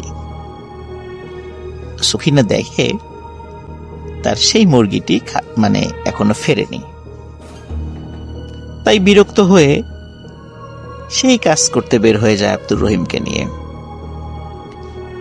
কিন্তু সমস্যা দেখা দিল, এবার আর সেই নির্দিষ্ট গাছগুলোর ডালে মুরগিটাকে পাওয়া যাচ্ছে না। তাই খুঁজতে খুঁজতে বাসা থেকে একটু দূরে একটা গাছের ডালে মুরগিটিকে পাওয়া গেল। যথারীতি ওটাকে নামানোর জন্য লম্বা লাঠি দিয়ে খোঁচা দেবার চেষ্টা করছিল, কিন্তু আজকে আর মুরগিটিকে কোনোভাবেই নামানো যাচ্ছিল না। মুরগিটি মাঝে মাঝেই এই ডাল থেকে ওই ডাল চলে যাচ্ছিল, কিন্তু নিচে নামছে না। সখিনা এবং আব্দুর রহিম দুজনই খুব বিরক্ত। সখিনা মাঝে মাঝে বলছিল যে তোকে আর বেশি দিন বাঁচিয়ে রাখা যাবে না, তোকে বিক্রি করে দিব, না হলে জবাই করে খেয়ে ফেলবো। তুই খুব ঝামেলা করিস, এভাবে তোকে আর রাখবো না। তো এরকম সখিনা বলছিল, জোরে জোরেই বলছিল। সখিনা ও আব্দুর রহিম হঠাৎ স্পষ্ট একটি বিষয় দেখতে পায়। সখিনা ও আব্দুর রহিম দেখে যে মানুষের মতো কিছু একটা গাছের মাথা থেকে টিকটিকির মতো মাথা নিচু আর পা উঁচু গাছ বেয়ে বেয়ে নিচের দিকে নেমে আসছে, এবং খুব দ্রুত সেটা নেমে মুরগিটিকে খপ করে ধরে আবার একইভাবে গাছের মাথার উপরে উঠে মিলিয়ে গেল। ওরা মারাত্মক ভয় পেয়ে চিৎকার করতে করতে বাড়িতে ফিরে যায় আর সবাইকে বিষয়টা খুলে বলে। কিন্তু সবাই এই বিষয়টিকে আমলে নেয় না। কেন আমলে নেয় না? কারণ হচ্ছে যে গ্রামে অনেক ধরনের প্রাণী থাকে যেগুলো হাঁস মুরগি খেয়ে থাকে, এর মধ্যে গন্ধগোকুল বা খাটাস এগুলো অন্যতম। সবাই বলে যে তোরা এই জিনিসটাকেই দেখেছিস, এগুলো কোনো ভূত প্রেত না, অন্য কিছু না, খাটাস বা গন্ধগোকুল এগুলোই হবে। যেহেতু ওরা দুজনই বাচ্চা কাচ্চা ছিল, তাই বাচ্চা কাচ্চাদের কথা কেউ পাত্তা দেয় না। এর ঠিক কয়েকদিন পর ঘটে আরেকটি ঘটনা। সন্ধ্যায় সহিনার একটা ছাগলকে পাওয়া যাচ্ছিল না। সাধারণত ছাগল বাড়িতেই ফিরে আসতো, কারণ ছাগল বাধা থাকতো, কখনো বাধা না থাকলেও সেটা বাড়িতে ফিরে আসতো। যেহেতু ছাগলকে পাওয়া যাচ্ছিল না, তাই ছাগলকে খুঁজতে আবার ছোট ভাই আব্দুর রহিমকে নিয়ে হাতে হারিকেন নিয়ে বের হয়, কিন্তু কোথাও পাওয়া যাচ্ছিল না ছাগলকে। ছাগলের একটা নাম রেখেছিল সকিনা, যদিও বা সেই নামটি কি এটি আমি জানতে পারিনি, বা আমি যাদের কাছ থেকে শুনেছি, আমাদের যারা পরিচিত মুরব্বী ওনারাও বলতে পারেননি। সকিনা যখন ছাগলটির নাম ধরে ডাকছিল, অনেক দূর থেকে ছাগলের শব্দ ভেসে আসছিল, কারণ সহিনা তার ওই ছাগলের ডাকটি শনাক্ত করতে পারত। সখিনার কানে যতটুকু আওয়াজ আসে তাতে বুঝতে পারে বাড়ি থেকে অনেক দূরের একটি উঁচু ভিটা থেকে ছাগলের মৃদু ডাকের শব্দ ভেসে আসছে, এবং এটাই তার কাছে মনে হচ্ছিল। আব্দুর রহিমও বলে, হ্যাঁ ঠিক ঠিক ওই উঁচু ভিটার ওই দিক থেকেই ছাগলের শব্দটি আসছে। তখন ওরা দুজন ওদিকে চলে যায়। এখানে বলে রাখা ভালো যে ওদের বাড়ি থেকে একটু দূরে যে উঁচু ভিটাটি রয়েছিল, এটি আসলে ছিল একটি শ্মশান। বর্ষাকালে যখন সব দিক পানিতে তলিয়ে যায়, তখনই আশেপাশের কয়েকটি গ্রামের হিন্দু ধর্মাবলম্বীরা লাশ পোড়ানোর জন্য এটা ব্যবহার করে। আর যখন শুকনোর সময় থাকে তখন এটা ব্যবহার করে না, নদীর পাড়ে লাশ পোড়ানোর জন্য নিয়ে যায়। তখন ছিল শীতের সময়, তাই চারদিকে শুকনো ছিল। আর ওদের বাবা সেদিন বাড়িতে আসতে কিছুটা দেরি করছিল বলে দুই ভাই বোন নিজেরাই সাহস করে চলে যায় সেই ভিটায়। সেই ভিটায় কিছু বড় গাছ ছিল এবং বেশ কিছু ঝোড় চাপ এগুলোও ছিল। গাছগুলো পার হয়ে ওরা যখন মূল ভিটায় গেল, তখন আর কোনো ছাগলের শব্দ পাওয়া যাচ্ছিল না, শুধু ছিল চারদিক থেকে ঝিঝি পোকার ডাক। সহিনা তখন ছাগলটির নাম ধরে আবারও ডাকে। সাধারণত সখিনা আগে দেখতো যে ছাগলটির নাম ধরে যদি সখিনা ডাকে, ছাগলটি উত্তর নেয়, এবং ছাগল যেভাবে শব্দ করে সেভাবে শব্দ করে সে উত্তর নেয়। সখিনা যখন কয়েকবার ছাগলটিকে ডাক দেয়, তখন আবারও ছাগলের শব্দ তাদের কানে ভেসে আসে, কিন্তু এবার মনে হয় যে ছাগলের শব্দটি ঠিক মাটির উপর হচ্ছে না, মাটির উপর থেকে উঁচুতে, মনে হচ্ছে গাছের আগার থেকে এই শব্দটি ভেসে আসছে। তখন ওরা যখন আবারও ছাগলটির নাম ধরে ডাক দেয়, তখন এক পাশ থেকে ছাগলের শব্দ আসে। ওরা দেখে একটি লম্বা গাছের দিক থেকে শব্দটি আসছে। সখিনা এবং আব্দুর রহিম হাতে হারিকেন নিয়ে সেই গাছটির দিকে যায়, কিন্তু সেখানে গিয়ে উপর দিকে তাকিয়ে কোনো ছাগল দেখতে পায় না। আবারও ডাক দেয়। তখন মনে হলো যে যেই জায়গা থেকে একটু আগে ওরা সরে এসেছে সেই দিকে গাছ রয়েছে, সেই গাছের উপর থেকে শব্দ আসছে। ওরা সেদিকে চলে যায়, গিয়ে উপর দিকে তাকিয়েও কোনো ছাগল দেখতে পায় না। তখন আবারও ছাগলটির নাম ধরে সখিনা ডাক দেয়। এবারে ডাকেও ছাগলটি উত্তর নেয় তার মতো করে শব্দ করে, কিন্তু মনে হচ্ছিল অন্য আরেকটি গাছ থেকে সেই শব্দ ভেসে আসছে। তার মানে হচ্ছে ছাগলটির শব্দ সরে সরে যাচ্ছিল, একই জায়গায় ছিল না। এবার যখন তার একটি গাছ শনাক্ত করে সেই গাছের নিচে গিয়ে উপর দিকে তাকায়, এবার ছাগলের দেখা পায়। অদ্ভুত ব্যাপার হচ্ছে ছাগলটি ওই গাছের অনেক উঁচু একটি ডালে দাঁড়িয়ে আছে, অনেক কষ্ট করে দাঁড়িয়ে আছে, মনে হচ্ছে এখনই পড়ে যাবে, কারণ ছাগল তো গাছের ডালে আসলে দাঁড়িয়ে থাকতে পারে না। এখন প্রশ্ন হলো, ছাগল এই গাছে উঠলো কিভাবে? ওঠার তো কোনো সম্ভাবনাই নেই। আর ডালের উপর যে দাঁড়িয়ে আছে, মনে হচ্ছে মাত্র ও ডালের উপর দাঁড়িয়েছে, কেউ ধরে ওকে দাঁড় করিয়ে দিয়েছে এবং এখনই পড়ে যাবে এমন মনে হচ্ছে। চাঁদের আলোয় হঠাৎ দেখে সেই ছাগলটিকে ধরতে সেই মানুষের মতো অদ্ভুত প্রাণীটি নেমে আসছে। ছাগলটি ভয়ে ডাল থেকে লাফ দেয়, লাফ দিয়েই ছাগল মারাত্মক আহত হয়। কিন্তু সখিনা এবং আব্দুর রহিম দেখে মানুষের মতো সেই অদ্ভুত প্রাণী মাথা নিচে এবং পা উপরে টিকটিকির মতো করে গাছ থেকে মাটিতে নেমে আসছে। সখিনা এবং আব্দুর রহিম ছাগলের চিন্তা বাদ দিয়ে ওরা ভয়ে দুজনই বাড়ির দিকে দৌড় দেয়। ততক্ষণে ওদের বাবা বাড়িতে ফিরে এসেছিল। যখনই শোনে যে ওই শ্মশানের ওইদিকে ওই ঘটনা ঘটেছে, তখনই ওর বাবা বলে, তোরা ওদিকে কেন গিয়েছিস? ওদিকে রাত্রেবেলা যাওয়াটা তোদের মোটেও উচিত হয়নি। তখন সখিনা ও আব্দুর রহিমের বাবা আশপাশ থেকে আরো কয়েকজন লোককে ডেকে নিয়ে, হাতে টর্চ লাইট নিয়ে, কারো হাতে মশাল ছিল, কারো হাতে হারিকেন ছিল, তারা ওই শ্মশানের দিকে যায়। আব্দুর রহিম ও সখিনাও যায়। তারা সেখানে গিয়ে একটা অদ্ভুত ঘটনা দেখে। ঘটনা তো না, মানে বিষয় দেখে, লক্ষ্য করে। তারা দেখে যে ছাগলটি তারা রেখে এসেছিল, সেই ছাগলটির মাথা নেই এবং মনে হচ্ছিল যে ছাগলের বুক চিরে কেউ ভিতরের হৃৎপিণ্ডটা নিয়ে গেছে। চারিদিকে রক্ত আর রক্ত। ছাগলের মাথা এবং হৃৎপিণ্ডবিহীন দেহ তারা দেখে এক একজন এক এক রকমের মন্তব্য করে। কেউ কেউ বলে এটা হচ্ছে একটা পিচাস, শুদ্ধ বাংলা যেটাকে পিশাচ বলা হয়, যে এটা কোনো পিচাসের কাজ।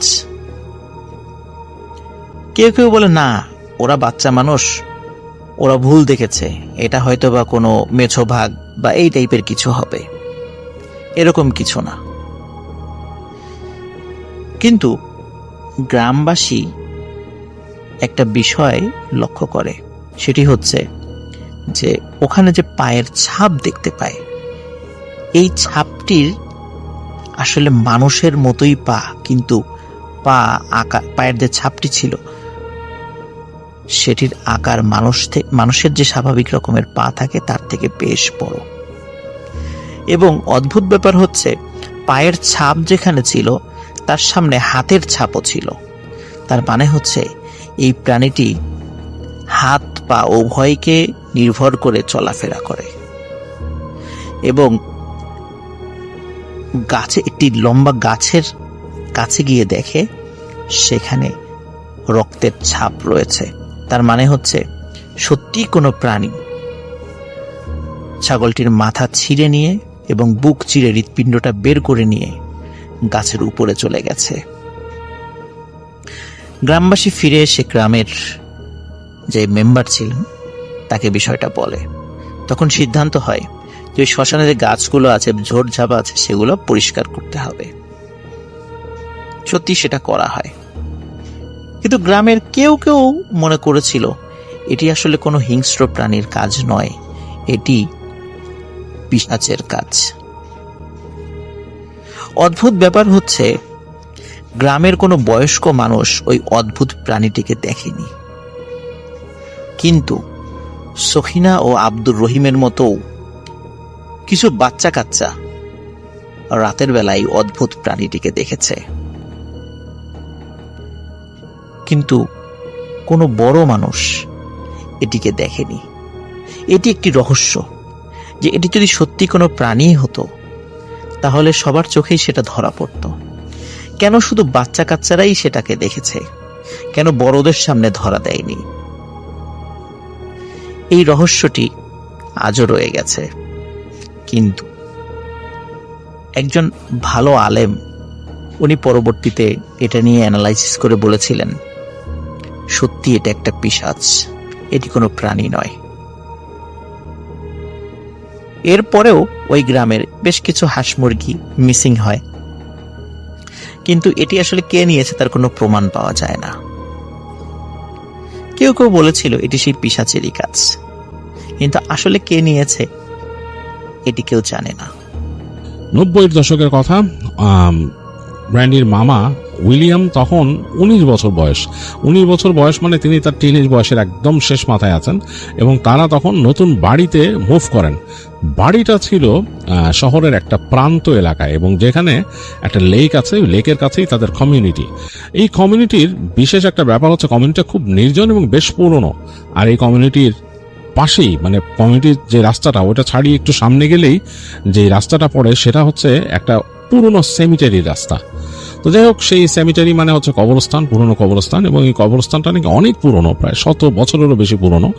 তো যেহেতু উইলিয়ামদের বাসায় যাওয়ার পথটাই ওই রাস্তায়, উইলিয়ামদের প্রতিদিনই ওই রাস্তা মারানো পড়তো, কবরস্থানের সামনে দিয়ে যাওয়া পড়তো। আর উইলিয়াম মাঝে মাঝে তার বন্ধুদের নিয়ে যখন তার বাসায় আসতো বা তাদের এলাকায় আসতো, তো বন্ধুরাও অনেক কথা বলতো। তো যাই হোক, তার এক বন্ধু ওই কবরস্থান সম্বন্ধে তাকে অনেক কথা বলে যে এই কবরস্থানটা হন্টেড, এটার মধ্যে অনেকগুলো ঘটনা আছে যেগুলো হন্টেড ঘটনা, এইখানে কিন্তু রাত্রেবেলা উল্টাপাল্টা জিনিস ঘটে। উইলিয়াম, তুই কিন্তু কখনোই এদিক দিয়ে ঘোরাফেরা করবি না, মানে রাতের বেলা, তুই তো অনেক কিউরিয়াস মাইন্ড। উইলিয়াম একটু কিউরিয়াস মাইন্ড ছিল, যেটা হয় টিনেজ বয়সে থাকে। উইলিয়াম শুনতো বন্ধুদের কাছে, তো সেও মোটামুটি একটু ঘাটাঘাটি শুরু করে। তখনকার সময় ইন্টারনেট কেবল আসছে, এত ভাস্ট না, তারপর টুকিটাকি সে খোঁজ খবর নিয়ে মানুষের কাছ থেকে জানার চেষ্টা করে কবরস্থান সম্পর্কে। সে ওখানে শোনে যে এখানে নাকি বেশ স্পুকি ঘটনা ঘটে, এগুলো কিন্তু উইলিয়াম শুনে। তো শোনার পরে তার মধ্যে কিউরিয়াসিটি জন্ম নেয়। তো সে যেটা করে, প্রথম তার বাসার জানলা দিয়ে সে দেখতো, লেকটার দিকে তাকায় থাকতো, সামনে দূরের দিকে তাকায় থাকতো যে ওখানে কি আছে, হ্যাঁ মানে কিছু ঘটে কিনা। অনেক রাত এরকম গেছে, জানলা খুলে, তখন সামারের সময়, জানলা খুলে সে ওখানে বসে আছে, বাতাস আসতেছে তার ঘরে, খুব সুন্দর বাতাস, কিন্তু সে কিছুই দেখে না। কিন্তু মিস্টিক মনে হয়, কবরস্থানটা দূরে দেখলে মিস্টিক লাগে, অনেক টুমস্টোন আর অনেক কিছু। উইলিয়ামের বন্ধু বান্ধবরা অনেকেই তাকে বলে যে একদিন যাবি নাকি এখানে। তো উইলিয়াম তাদের কথায় সায় দেয় না, কারণ সে জানে তার বাসায় বিশাল সমস্যা হবে। তার বাবা এমনি তার উপরে মানে সবসময় চটে থাকে আর কি, তাকে যতটুকু পারে কাজকর্ম করাতে চেষ্টা করে তার বাবা, মানে উল্টাপাল্টাই ঘোরাঘুরি তার বাবার পছন্দ না। তো উইলিয়ামের তখন নতুন কলেজ লাইফ শুরু হয়েছে, সারাদিন পড়াশোনা, বেশ চাপ, পড়াশোনা করতে হয়। আর সপ্তাহে 3 দিন সে পার্ট টাইম কাজের জন্য অ্যাপ্লাই করে বিভিন্ন জায়গায়। তো বিভিন্ন জায়গায় অ্যাপ্লাই করাতে তার একটা জায়গায় কাজ হয়ে যায়, সেটা হচ্ছে একটা ভিডিও ক্লাব, মানে যেখান থেকে মানুষ VHS DVD এগুলো ভাড়া নিত, গেমস সব। তো ওখানে কাজ হয়ে যায় সন্ধ্যা 6টা থেকে রাত 10টা পর্যন্ত, বেরোতে 11টা। তো উইলিয়াম ওখানে জয়েন করার পর তার বেশ ভালোই লাগে, কারণ সে ওখান থেকে বিভিন্ন মুভি টুভি ভাড়া নিত, সেখানে তার চাকরি হয়েছে, তো বেশ ভালো লাগে। তো যেতে হইতো কিন্তু সেই ওই রাস্তা দিয়েই, ওই যে সেই সেমিটারির সামনে রাস্তা দিয়ে তাকে যেতে হইতো। তো এইটারে সে সিরিয়াস কিছু মনে করতো না। বিকালের দিকে দেখা যেত যে হালকা ওখানে রাশ কম, মানুষজন কম চলাফেরা করে, কারণ পুরোনো একটা সেমিটারি ওখানে। তো ওই বিকালের দিকে হ্রাস কম। রাতে ফেরার সময় একটু অস্বস্তি লাগতো তার, কারণ রাতে যখন ফিরতো তখন মানুষজন থাকতো না, ওই রাস্তাটা কেমন যেন নির্জন হয়ে যায়, কেমন যেন গা কাটা দেওয়ার মতো একটা অবস্থা। তো সে বুঝতেছে উইলিয়াম যে শীত যদি আসে তাহলে তো খুবই খারাপ অবস্থা হবে এখানে। ততদিন অবশ্য সে গাড়ি কিনে ফেলবে, তার প্ল্যান আছে যে কাজ করতেছে সে গাড়ি কেনার জন্য। তো যাই হোক, এরকম একটা সময় তখন কিন্তু মোটামুটি গরম কমে গেছে, বেশ খানিকটা ঠান্ডা ঠান্ডা আবহাওয়া আর কি। এই সময় একদিন উইলিয়াম ওখান থেকে আসতেছে রাতের বেলা কাজ শেষ করে, এবং তার সাথে ওই দিন সে মুভি রেন্ট করছে আর তার সাথে খাবারের প্যাকেট, এটা নিয়ে সে আসতেছে প্যাডেল করে করে। বেশ মানে ভালো লাগতেছে আর কি তার কাছে, আবহাওয়াটা খুব সুন্দর, ঠান্ডা ঠান্ডা আবহাওয়া। তো সে কিন্তু প্যাডেল করতে করতে চলে আসছে সেমিটারির গেটের কাছে। তো এইখানে যখন সে আসে প্রতিদিন দেখে যে দরজাটা বন্ধ, এবং ওরকমই একটা মানে লুক, এরকম মানে অ্যাজ ইউজুয়াল একটা লুক, দরজা বন্ধ সেমিটারির, এটা কেমন যেন একটু গা শিরশির করে চলে যায়। আজকে আসার সময় সে দেখলো যে সেমিটারি গেটটা খোলা, বেশ খানিকটা খোলা। তো উইলিয়ামের কাছে একটু অবাক লাগলো যে রাতের বেলা সেমিটারির গেট খোলা কেন, মানে এটা আনইউজুয়াল মনে হলো তার কাছে। আর তার মাইন্ডে একটা মানে কিউরিয়াসিটি কাজ করলো তখন। সে ফট করে সাইকেল থেকে নেমে গেল এবং সাইকেলটাকে টেনে নিয়ে আসলো। তার যে খাবারের আর এই যে VHS এর যে ব্যাগ, সেটা কিন্তু বাঁধা সাইকেলের সাথে, মানে মাঝখানে যে রডটার উপরে। তো সে সাইকেল নিয়ে আস্তে আস্তে টেনে টেনে আসছে, সে দেখতেছে দরজা খোলা। ভিতরে উকি দিল, দেখলো অন্ধকার অন্ধকার, ওই যে চাঁদের আলো হালকা পড়ছে, ওই পেভিং করা রাস্তা চলে গেছে। তো উইলিয়াম সাইকেল নিয়ে ঢুকে গেল ওই জায়গায়। সে আসলে মনে করেনি যে দরজা খোলা বা এটা কে খুললো, সে মানে কিউরিয়াসিটি থেকে সাইকেল নিয়ে ভিতরে ঢুকে গেছে। সাইকেল নিয়ে ভিতরে ঢুকে সে হাঁটতেছে, ডানে বামে তাকাইতেছে, কেউ নাই, মানে পুরা নীরব নিথর, রাতের বেলা পোকা ডাকতেছে এরকম। তো উইলিয়ামের কাছে আবার বেশ ভালো লাগলো, কারণ সে খুব হরর মুভি টুভি লাইক করতো। পুরো জনমানব শূন্য সেমিটারি, মানে কেউ নাই, রাতের বেলা চাঁদের আলো হালকা পড়ছে, চারিদিকে ছড়ায় আছে এবং গাছগাছালের ছায়া পড়ছে। এবং সেই যেখান থেকে মানে নামতেছে উঁচু জায়গা, সেই জায়গা থেকে নিচের দিকে কিন্তু দেখা যাচ্ছে লেকটা চকচক করতেছে, এবং এই লেকটাই কিন্তু তাদের যে কমিউনিটি ওটার মধ্যে সাইড দিয়ে গেছে। তো সে দেখতেছে ওখানে চাঁদের আলো লেকের পানিতে চকচক করতেছে। তো তার কাছে বেশ মানে ভালো লাগলো, এবং সে এখানকার সম্পর্কে অনেক ঘটনা পড়ছে, এই সেমিটারি সম্বন্ধে অনেক ঘটনা পড়ছে, যে এটা সম্বন্ধে অনেক রকম স্পুকি ঘটনা প্রচলিত আছে। তো উইলিয়ামের মনে হলো গেট যখন খোলা পাইছে, আমি যখন ঢুকছি আমি একটু সাইকেলটা চালাই এখানে, রাস্তাটা কিন্তু চিকন চিকন রাস্তা, খুব সুন্দর। উইলিয়াম করলো কি, তার সাইকেলের সামনে ল্যাম্প ছিল, মানে একটা ফ্ল্যাশ লাইট এরকম, সে একটা ক্লাম যে আটকে রাখতো, ফ্ল্যাশ লাইটটাকে অফ করে দিল, দিয়ে সে আস্তে আস্তে সাইকেলটা সামনে ঠেলে প্যাডেল মারা শুরু করলো, উঠে গেল সাইকেলে। সাইকেলের এই যে চাক্কার একটা শব্দ, ওইটা ছাড়া আর কোনো শব্দ নাই, ওইটাই শব্দটা পাচ্ছে, আর সে কেট কেট কেট কেট কেট শব্দ করে সামনে যাচ্ছে। তো যেতে যেতে সে একটা দেখলো সার্কেল, এরকম গোল সার্কেল, ওইটার মাঝখানে একটা এরকম বড় একটা স্ট্যাচু, বেশ বড় স্ট্যাচু, অনেক ভারী, অনেক বড়, এবং কেমন যেন স্ট্যাচুটা চাঁদের আলো তো দেখতেই ভয় লাগে ওখানে বসানো, এবং খুব রিয়েলিস্টিক মনে হয়। এবং ওই স্ট্যাচুর নিচেই একটা বড় একটা টুমস্টোন, কোনো একজনের সমাধি যেখানে। তো ওইটার পাশ দিয়ে সে ঢুকলো, টেম্পারেচার মনে হলো আরো খানিকটা এখানে ফল করছে। তো উইলিয়াম ওখান থেকে ঘুরে একদম একটা সার্কেল করে যখন নাকি বাদিক দিয়ে ঢুকছে আরেকটা রাস্তায়, সেখানে ঢুকতে সে শব্দ পেল। মনে হলো যে কতগুলা মানে বাচ্চা কাচ্চা যদি মানে হাসি তামাশা করে, দুষ্টমি করে, মানে কোলাহল করে, সেরকম একটা শব্দ। সে চিন্তা করলো এখানে কারা ঢুকছে, এখানে কি কোনো গ্রুপ অফ কিডস ঢুকছে নাকি, দরজা তো খোলা পাইছে। তো সে করলো কি, সাইকেলটা আস্তেই করে আরেকটু সামনে নিয়ে চিন্তা করলো যে এখানে যদি তাকে আবার সাইকেল সহ কেউ দেখে কি সমস্যা হবে, বা এখানে মানে কারাই ঢুকছে আমি তো দেখতে পাবো না। তো সে সাইকেল থেকে নেমে গেল, নেমে দেখলো যে সামনে একটা উঁচু জায়গা, মানে দুই পাশে এরকম দেয়ালের মতো, প্রায় 2-3 ফিট মতো উঁচু হবে জায়গাটা, পাশে আবার ঘাসের লন। তো সে তার সাইকেলটাকে আস্তে করে ওখানে শোয়ায় রাখলো, এবং তার যে ওই খাবারের প্যাকেট ট্যাকেট ওগুলো শোয়া রাখলো, মানে পুরো সাইকেলটাই ওখানে শোয়া রাখলো দেয়ালের পাশে।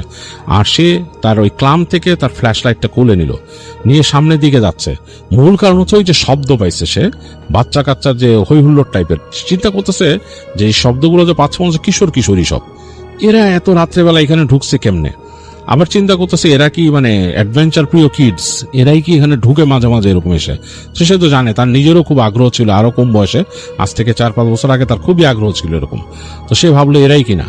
রাত্রেবেলা তো মানে জায়গাটা তো খুব সুন্দর লাগতেছে তার কাছে, মানে খুব সুন্দর, বাতাসটা ঠান্ডা ঠান্ডা, এখানে টেম্পারেচার আরো কমে গেছে, মানে তার শরীরে, উইলিয়ামের শরীরে যদিও জ্যাকেট পরা। তো সে ফ্ল্যাশ লাইটটা নিয়ে আস্তে আস্তে হাঁটা দিল। তো যেদিকে শব্দ হচ্ছে ওদিকে সে এগিয়ে যাচ্ছে, এবং দেখতেছে এরকম অনেকগুলা এরকম সে মানে মোড় নিয়ে নিল, এর পাশে গাছ গাছালি আছে, লেকটা দেখা যাচ্ছে, অনেকগুলো মোড় সে নিয়ে নিল।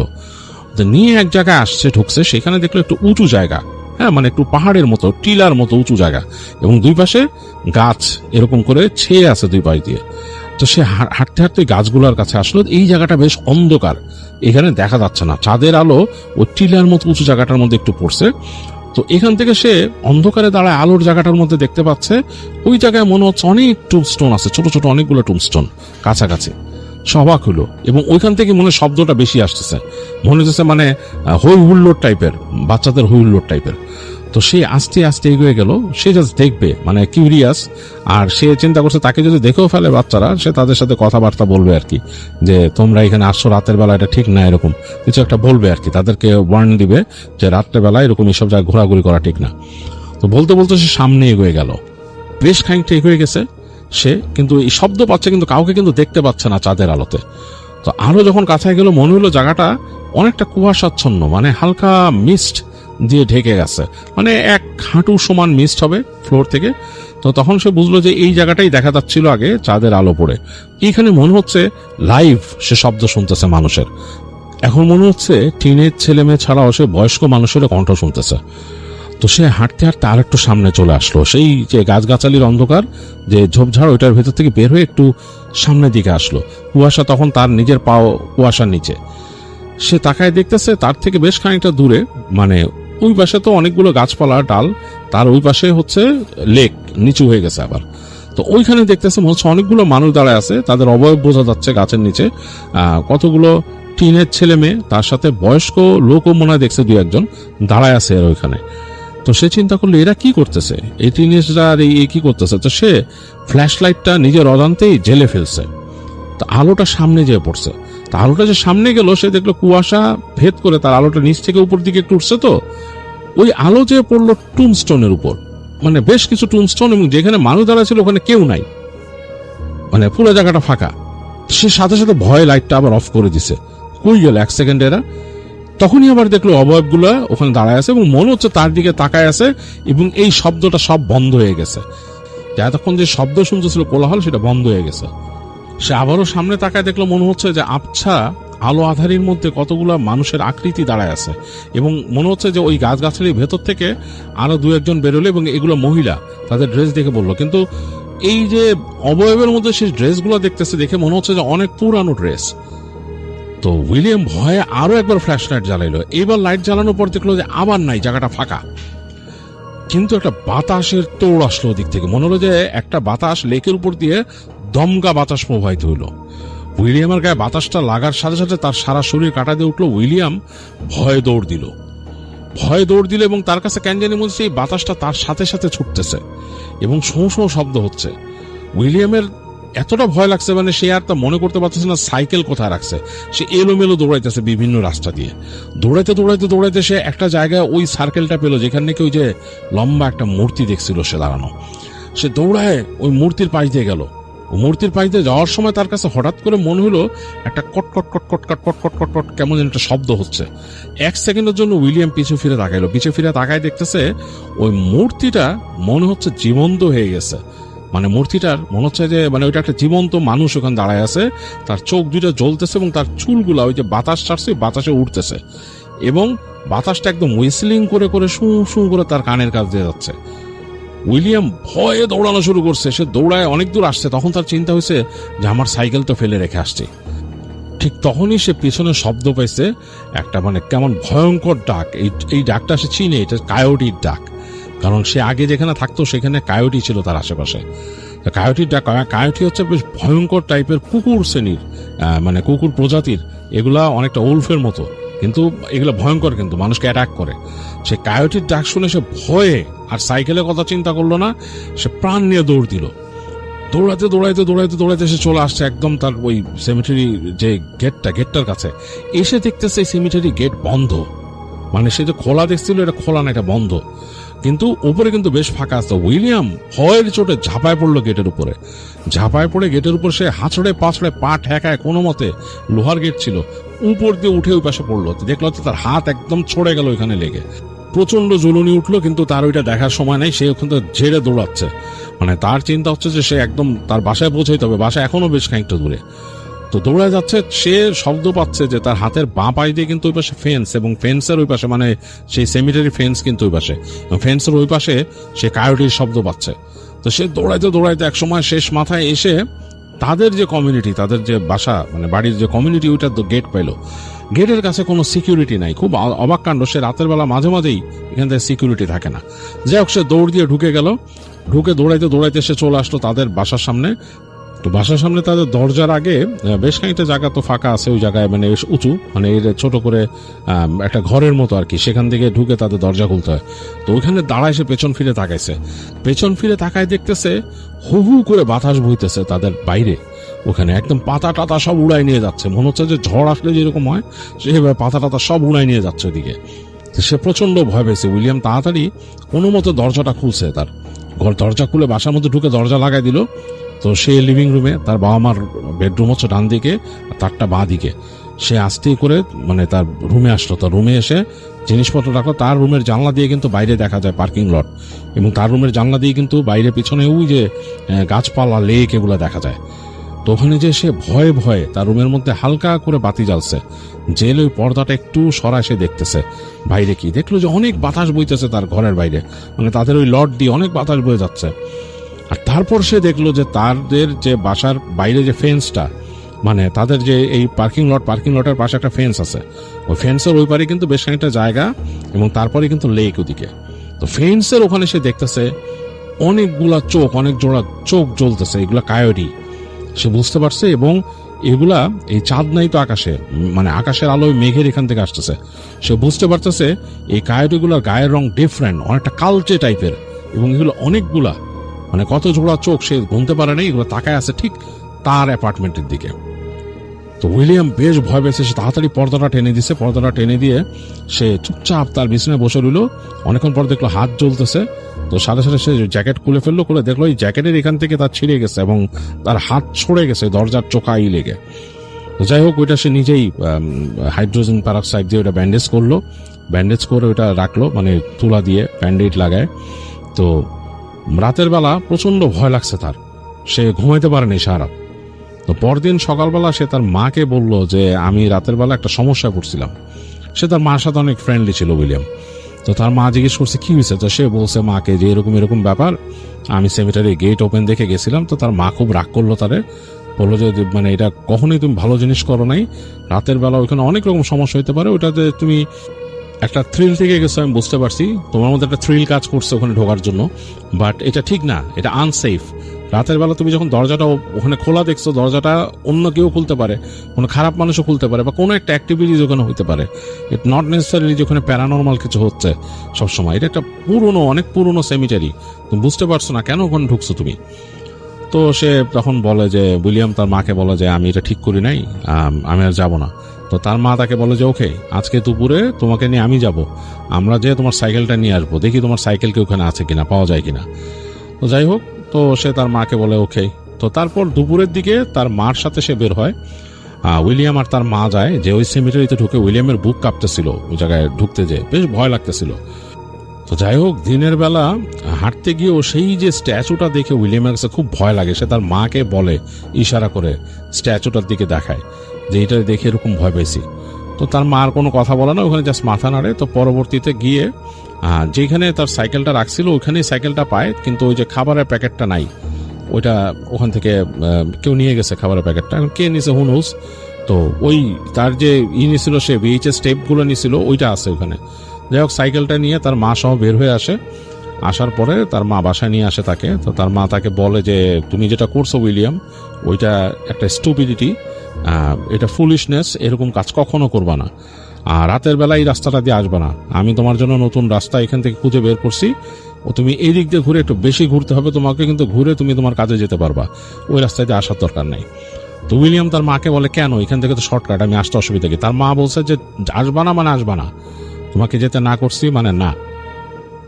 তো পরে নাকি উইলিয়াম এটা শুনছিল যে এই তার মা নাকি ওই জায়গা সম্পর্কে অনেক উল্টাপাল্টা কথা শুনছে এই প্যারানর্মাল বিষয়াদি নিয়ে। তো সে দেখতো যে উইলিয়াম পরে দেখছিল যে তার মা বাসার সামনে, তাদের বাসার যে দরজার কাছে তার আম্মা এতগুলো রসুন এরকম ঝুলাই দিছিল তার আম্মা। যে তাদের জানলা এবং বাসার কাছে রসুন এরকম ঝুলাই দিছিল। তো সে বুঝতে পারছে যে তার আম্মু এইসব জিনিসে বিশ্বাস করে এবং তার আম্মু নাকি একটু ধর্মীয় প্র্যাকটিসও করতো। ওই চার্চে গেলে নাকি তার আম্মু ওখান থেকে হোলি ওয়াটার নিয়ে আসতো বাসায়, এগুলো ছিটাই দিত বাসার চারপাশে। তো উইলিয়ামরা যতদিন ওই বাসায় ছিল, উইলিয়ামের কাছে কেমন জানি লাগতো, সে ওই জানলার কাছে প্রায় তাকায় থাকতো এবং ভয় লাগতো। তারা যতদিন ওই বাসায় ছিল, উইলিয়াম আর কখনোই ওই রাস্তা দিয়ে রাতের বেলা চলাফেরা করেনি, কারণ তার নিজের কাছেও ভয় লাগতো ওখান দিয়ে চলাফেরা করতে। তো যাই হোক, এই ছিল র্যান্ডির মামা উইলিয়ামের ঘটনা। ঘটনাটা গেল বছরের ডিসেম্বরে। যাদের পরিবারের সাথে এই ঘটনাটা ঘটে গেছে তারা মূলত একান্নবর্তী পরিবার, যা এখনকার সময় দেখা যায় না। তাদের সাথে এই সব কিছু শুরু হয় গত বছরের কোরবানি ঈদের দিন থেকে। ঢাকায় তাদের বাড়ি ছিল প্রায় 10 কাঠা জায়গার উপর। সৈয়দ পরিবারের সদস্য সংখ্যা ছিল 34 জন, তাই কে মামা কে চাচা সেটা বুঝিয়ে বলা সম্ভব হবে না। জাহিদ ভাইয়ের মতো করে জাহিদ ভাই বুঝাবে, পরিবারের সবাই মিলে সিদ্ধান্ত নিয়ে নেয় যে পুরা বাড়িটা ভেঙে ফেলে বিল্ডারদের হাতে দিয়ে দিবে বহুতল ভবন নির্মাণের জন্য। তাই সেই সকল কর্মকাণ্ড নিয়ে বাড়ির বড়রা ব্যস্ত ছিলেন। সৈয়দ সাহেবের বড় ছেলে কোরবানির দিন রাত 1টার দিকে আত্মীয় বাড়ি থেকে ফিরছিলেন রেল লাইন ধরে। তিনি যেভাবে হাঁটছিলেন সেভাবে যদি সে লাইনে ট্রেনে আসে তবে তার সামনে দিয়ে আসবে। তিনি হাঁটছিলেন, এমন সময় দেখতে পান একটা ট্রেন বিপরীতগামী লাইনের দিকে দাঁড়িয়ে আছে। তিনি তার মতো করে হেঁটে যাচ্ছিলেন। হঠাৎ তিনি শুনতে পান ট্রেনের ভেতর থেকে আর্তচিৎকার করে বাঁচার আকুতি করছে কেউ। আর তিনি শুনতে পান কিছু লোককে বলতে, তাড়াতাড়ি তহর, নলিটা কেটে ফেল, খতম করে দে, আরো অনেকগুলোকে সাইজ করা বাকি। তিনি পালাতে চাইলেও তার বিবেকে বাধা দেয়। তাই তিনি অনেক সাহস নিয়ে, ঝুঁকি নিয়ে ট্রেনের ভেতর ঢোকেন, অনেকগুলো পাথর নিয়ে, যা ট্রেনের লাইনে রাখা হয়। তিনি ভয়ে কাঁপছিলেন। তিনি ট্রেনের ঢোকার সাথে সাথেই ট্রেনের দরজা বন্ধ হয়ে যায়, আর তা দেখে তিনি আটকে ওঠেন এবং ভয়ে চিৎকার শুরু করে দেন। তিনি জানালা দিয়ে বের হতে পারছিলেন না, কারণ তিনি স্বাস্থ্যবান ছিলেন। সেই সময় দেখলেন দূরের একটা বগিতে একটা টাংস্টেন বাতির আলো জ্বলছে এবং আচমকা একজন লোক ধাপ করে ট্রেনের মধ্যে চলাচলের জায়গায় পড়ে যায়। তিনি দেখতে পান বর্ণনাতীত কিছু পশুর মতো দেহের বেশ কয়েকজন মানুষ তাকে চেপে ধরে রেখেছে এবং নেতার মতো কেউ একজন চমকালো কুড়াল নিয়ে নিচে পড়ে থাকে সেই লোকের ঘাড়ে কোপ মেরে বিচ্ছিন্ন করে দেয় সেই মাথা, এবং সেই বিচ্ছিন্ন মাথা গড়িয়ে গড়িয়ে 2টা বগি পেরিয়ে এসে সৈয়দ সাহেবের বড় ছেলে যেই বগিতে, সেই বগিতে এসে থামে। তিনি বোধশূন্য হয়ে পড়েন, হাত পা অবশ হয়ে যায়, অজ্ঞান হওয়ার মতো অবস্থা। তিনি দেখতে পান সেই পশুরূপী মানুষগুলো খুবলে খুবলে সেই পড়ে থাকা মৃত মানুষের শরীরের অংশ চিবাচ্ছে। তিনি ভয়ে কোনোভাবে কালেমা পড়ার সাথে সাথেই সেই জীবগুলোর নেতা তার দিকে ঘুরে তাকায় এবং সেই কুড়াল হাতে এগিয়ে আসেন তার দিকে। সৈয়দ সাহেবের বড় ছেলের পুরো শরীর ক্লান্ত বোধহীন ছিল। সেই নেতার মতো জিপটা কুড়াল দিয়ে ওনার কোমরে আঘাত করে এবং যন্ত্রণায় তিনি জ্ঞান হারিয়ে ফেলেন। ফজরের নামাজের সময় সৈয়দ সাহেবের বড় ছেলেকে রেললাইনের পাশে টঙের দোকানে বেঞ্চের উপর শোয়া অবস্থায় পাওয়া যায়। 4 দিন পর হাসপাতালে তার জ্ঞান ফেরে। এরপর আর কিছুদিন যাওয়ার পর তিনি তার বাবা সৈয়দ সাহেবকে এই ঘটনাটা পুরার কথা বলেন। সৈয়দ সাহেব তার এলাকার ইমাম সাহেবকে এনে তার বড় ছেলের সাথে হওয়া ঘটনার কথা বললে সেই ইমাম দুরুদ পরে ফু দিয়ে যান। ইমাম বলেন, রেল লাইন অনেক সময় দুর্ঘটনা ঘটে, অনেক কিছুই হতে পারে। রাতে যে সময় সে আসছে সে সময়টা ভালো ছিল না। এছাড়া কোরবানির দিন ছিল, লাইনের চারপাশে ময়লা ছিল কোরবানির। হয়তো কিছু খারাপ জিন লাইনের আশেপাশের কোরবানির উচ্ছিষ্ট নিয়ে ব্যস্ত ছিল, ওরাই হয়তো ভয় দেখিয়েছে। একটু ছোট করে বলে রাখি, আমাদের সামনের লেকচারে কিন্তু এইসব জিনিসগুলো থাকবে। তো যাই হোক, ওরাই হয়তো ভয় দেখিয়েছে, যেহেতু তিনি একা ছিলেন। ইমাম বলে দিয়েছিলেন তিনি যেন আর রেল লাইন ধরে কোথাও যাওয়া আসা যেন না করেন। যেদিন তিনি বাসায় ফেরেন সেদিন কোনো কারণে তার ছোট ভাই দেরি করে বাসায় ফিরেছিল। তিনি এসে দেখলেন বাসার মূল গেট খোলা। ভেতরে প্রবেশ করতেই তার পিলে চমকে যায়। দারোয়ান পার্কিং এর সামনে পিঠ তার দিকে কাত হয়ে পড়ে আছে, আর তার চারপাশে তাজা রক্ত। দারোয়ানের শরীরটা কাত হয়ে পড়ে যায় এবং তিনি দেখতে পান গলগলিয়ে তার কাটা গলা থেকে রক্ত ঝরে পড়ছে এবং কেমন একটা হাড় হিম করার শব্দ বেরিয়ে আসছে সেই কাটা জায়গা দিয়ে। মৃত্যু যন্ত্রণায় কাঁপছিল তার শরীর। এটা দেখে তিনি একটা চিৎকার দিয়ে তার ঘরে প্রবেশ করেন। ঠিক সেই সময় তিনি অসাড় হয়ে মুখ থুবড়ে পড়ে যান। তিনি সেই সময় মাটিতে পড়ে থাকা অবস্থায় দেখতে পান বেশ কয়েকজন লোক বাড়ির উত্তর দিকের কোনায় গর্ত খুঁড়ছে। নেতার মতো দেখতে একজন নির্দেশ মোতাবেক কাজ করছিল। তিনি আপ্রাণ চেষ্টা করে চিৎকার করতে পারছিলেন না। তিনি দেখতে পান সেই লোকগুলো একটা কালো কাপড়ের মধ্য থেকে রক্তাক্ত কিছু বের করে সেই গর্তে রেখে দিল এবং কিছু একটা সেই গর্তে ভরে দিল। আর ঠিক তখন সেই লোকগুলোর নেতার সাথে তার চোখাচোখি হয়ে যায়। সেই লোকের হাতে ইট জাতীয় কিছু ছিল, আর সেটা হাতে নিয়ে সেই দারোয়ানের কাছে এসে তার নিথর দেহটাকে আঘাত করতে লাগলো। এরপর ওনার আর কিছু মনে ছিল না। সকালে ঘুম ভেঙে যায় তার হাসপাতালে। তিনি তোতলাতে তোতলাতে তার ছেলেকে শুধু বলতে লাগলেন, দারোয়ানকে মেরে দিয়েছে কতগুলা লোক, দারোয়ানকে মেরে দিয়েছে। তাকে শান্ত করা হয় এবং আশ্বস্ত করা হয় দারোয়ান পুরো ঠিক আছে। সেই রাতে দারোয়ানের সাথে আরেক ঘটনা ঘটেছিল। তখন সৈয়দ সাহেবের ছোট ছেলে রাতের সবকিছু শেয়ার করে এবং সব কথা সৈয়দ সাহেবের কাছে জানানো হয়। সৈয়দ সাহেব দারোয়ানকে জিজ্ঞেস করেন, রাতে কি হয়েছিল রে? দারোয়ান বলেন, রাতে তিনি ডিউটি করছিলেন, হঠাৎ তিনি বেশ কয়েকজন লোকের আলাপ আলোচনা শুনতে পান। তিনি দেখতে পান কিছু লোক বাড়ির ভেতরে উত্তর দিকে গর্ত খুঁড়ছে। তিনি লাঠি হাতে নিয়ে আলো জ্বালিয়ে দেন এবং চোর চোর বলে চিৎকার দেন। আর ঠিক তখনই দেখতে পান বাড়ির ভেতরে থাকা 12 থেকে 13 ফিট উচ্চতায় আম গাছ থেকে কালো শরীরের কেউ লাফ দিয়ে নিচে নেমে আসে তার দিকে। তার গলা চেপে তাকে শূন্যে তুলে ধরে। এরপর থেকে তার আর কিছুই মনে নাই। হুঁশ ফিরে তিনি দেখতে পান সৈয়দ সাহেবের ছোট ছেলে জ্ঞান হারিয়ে পড়ে আছেন। এরপর তিনি সবাইকে ডেকে তোলেন এবং তাকে হাসপাতালে নিয়ে যান। তো সৈয়দ সাহেবের বুঝতে বাকি রইল না কোনো খারাপ কিছুর ছায়া পড়ে গেছে তাদের ছেলেদের উপর। কারণ কদিন আগে তার বড় ছেলের ক্ষতি হলো, আজ হলো ছোট ছেলের। তো এদিকে দারোয়ানের চাকরি ছেড়ে দেন ভয়ের কারণে। সৈয়দ সাহেব তার পরিচিত ইমামকে পুনরায় ডেকে পাঠান এবং তাকে নিয়ে যায় সেসব জায়গায় যেখানে তার ছোট ছেলে এবং দারোয়ান গর্ত করতে দেখেছিল। তারা সেখানে যেয়ে দেখেন চারপাশে 4টা গর্ত, চারটা অবস্থা এরকমই আর কি। গর্ত না থাকলে সেই জায়গার ঘাসের অবস্থাটা অন্যরকম অবস্থা আর কি। 10 কাঠা জায়গা আগে বলেছিলাম, আলগা ঘাস দিয়ে ঢাকা আছে। কিছু এমন সন্দেহজনক হলো, ইমাম সাহেব বসে সে আলগা ঘাসের স্তর সরাতে যখন গেলেন তখন একটা শব্দ হলো তাদের মাথার উপরে। তো মাথার উপরে যে শব্দটা হলো সেটা একটা চাবুক মারার শব্দ। আর তখনই ওই আম গাছের একটা ডাল ভেঙে পড়ে তাদের পাশে। এমন ঘটনায় তারা দুইজনই ভয় পেয়ে যায় এবং সেখান থেকে সরে আসেন। ইমাম সাহেব তাদের সাবধান থাকার পরামর্শ দেন এবং সেখান থেকে চলে যান। সৈয়দ সাহেব বুঝতে পারেন যেহেতু তাদের জমির ডিল বাবদ টাকা এবং ফ্ল্যাট পাবেন, এজন্য হয়তো কেউ জিন চালান দিতে পারে যাতে করে ডিল না হয়। এজন্য সৈয়দ সাহেব মোহাম্মদপুরের একজন হুজুরের সাথে দেখা করে সবিস্তরে তাদের সমস্যা খুলে বলেন। সৈয়দ সাহেবের ছোট ছেলে কিন্তু সেদিনের পর থেকে বিছানা থেকে উঠতে পারেননি। তিনি তার কোমরের নিচ থেকে কোনো অনুভূতি পেতেন না। সব শুনে সেই হুজুর এক বৃহস্পতিবারে আসেন তাদের বাড়িতে। তিনি এসে তার ছেলেকে ঝাড়ফুঁক করেন এবং তাদের বাসার ভেতরের মধ্যে যে ডাইনিং রুমটা ছিল সেখানে বসেন এবং দোয়া দুরূদ পড়তে শুরু করেন। হঠাৎ তিনি কথা বলতে শুরু করেন। তার হুবহু কথাটা এমন ছিল, এমন জমির বেচার কেনার উদ্দেশ্য নিয়েছেন, জমিতে এরা কাউকেই থাকতে দেবে না। এদের পাঠানো হয়েছে এই জমি থেকে আপনাদের উৎখাত করতে।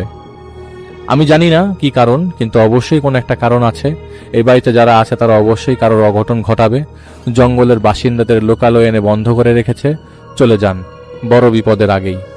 তো সৈয়দ সাহেব বলেন, কেন যাব হুজুর? আমার বাপ দাদারা সম্পত্তি, আমাদের হক কেউ ছিনিয়ে নিতে পারবে? আপনি কিছু করেন। হুজুর বলেন, কোথাও কিছু জিনিসপত্র পোতা আছে, যারা সেটা উদ্ধার করতে পারবে তাদের সাহায্য নিন। আমার জ্ঞানে আমি যা বুঝতে পারছি আমি আপনাকে তাই জানালাম। আমার পরামর্শটা নিন, আপাতত কিছুদিনের জন্য ছেড়ে দিন এই বাড়িটা।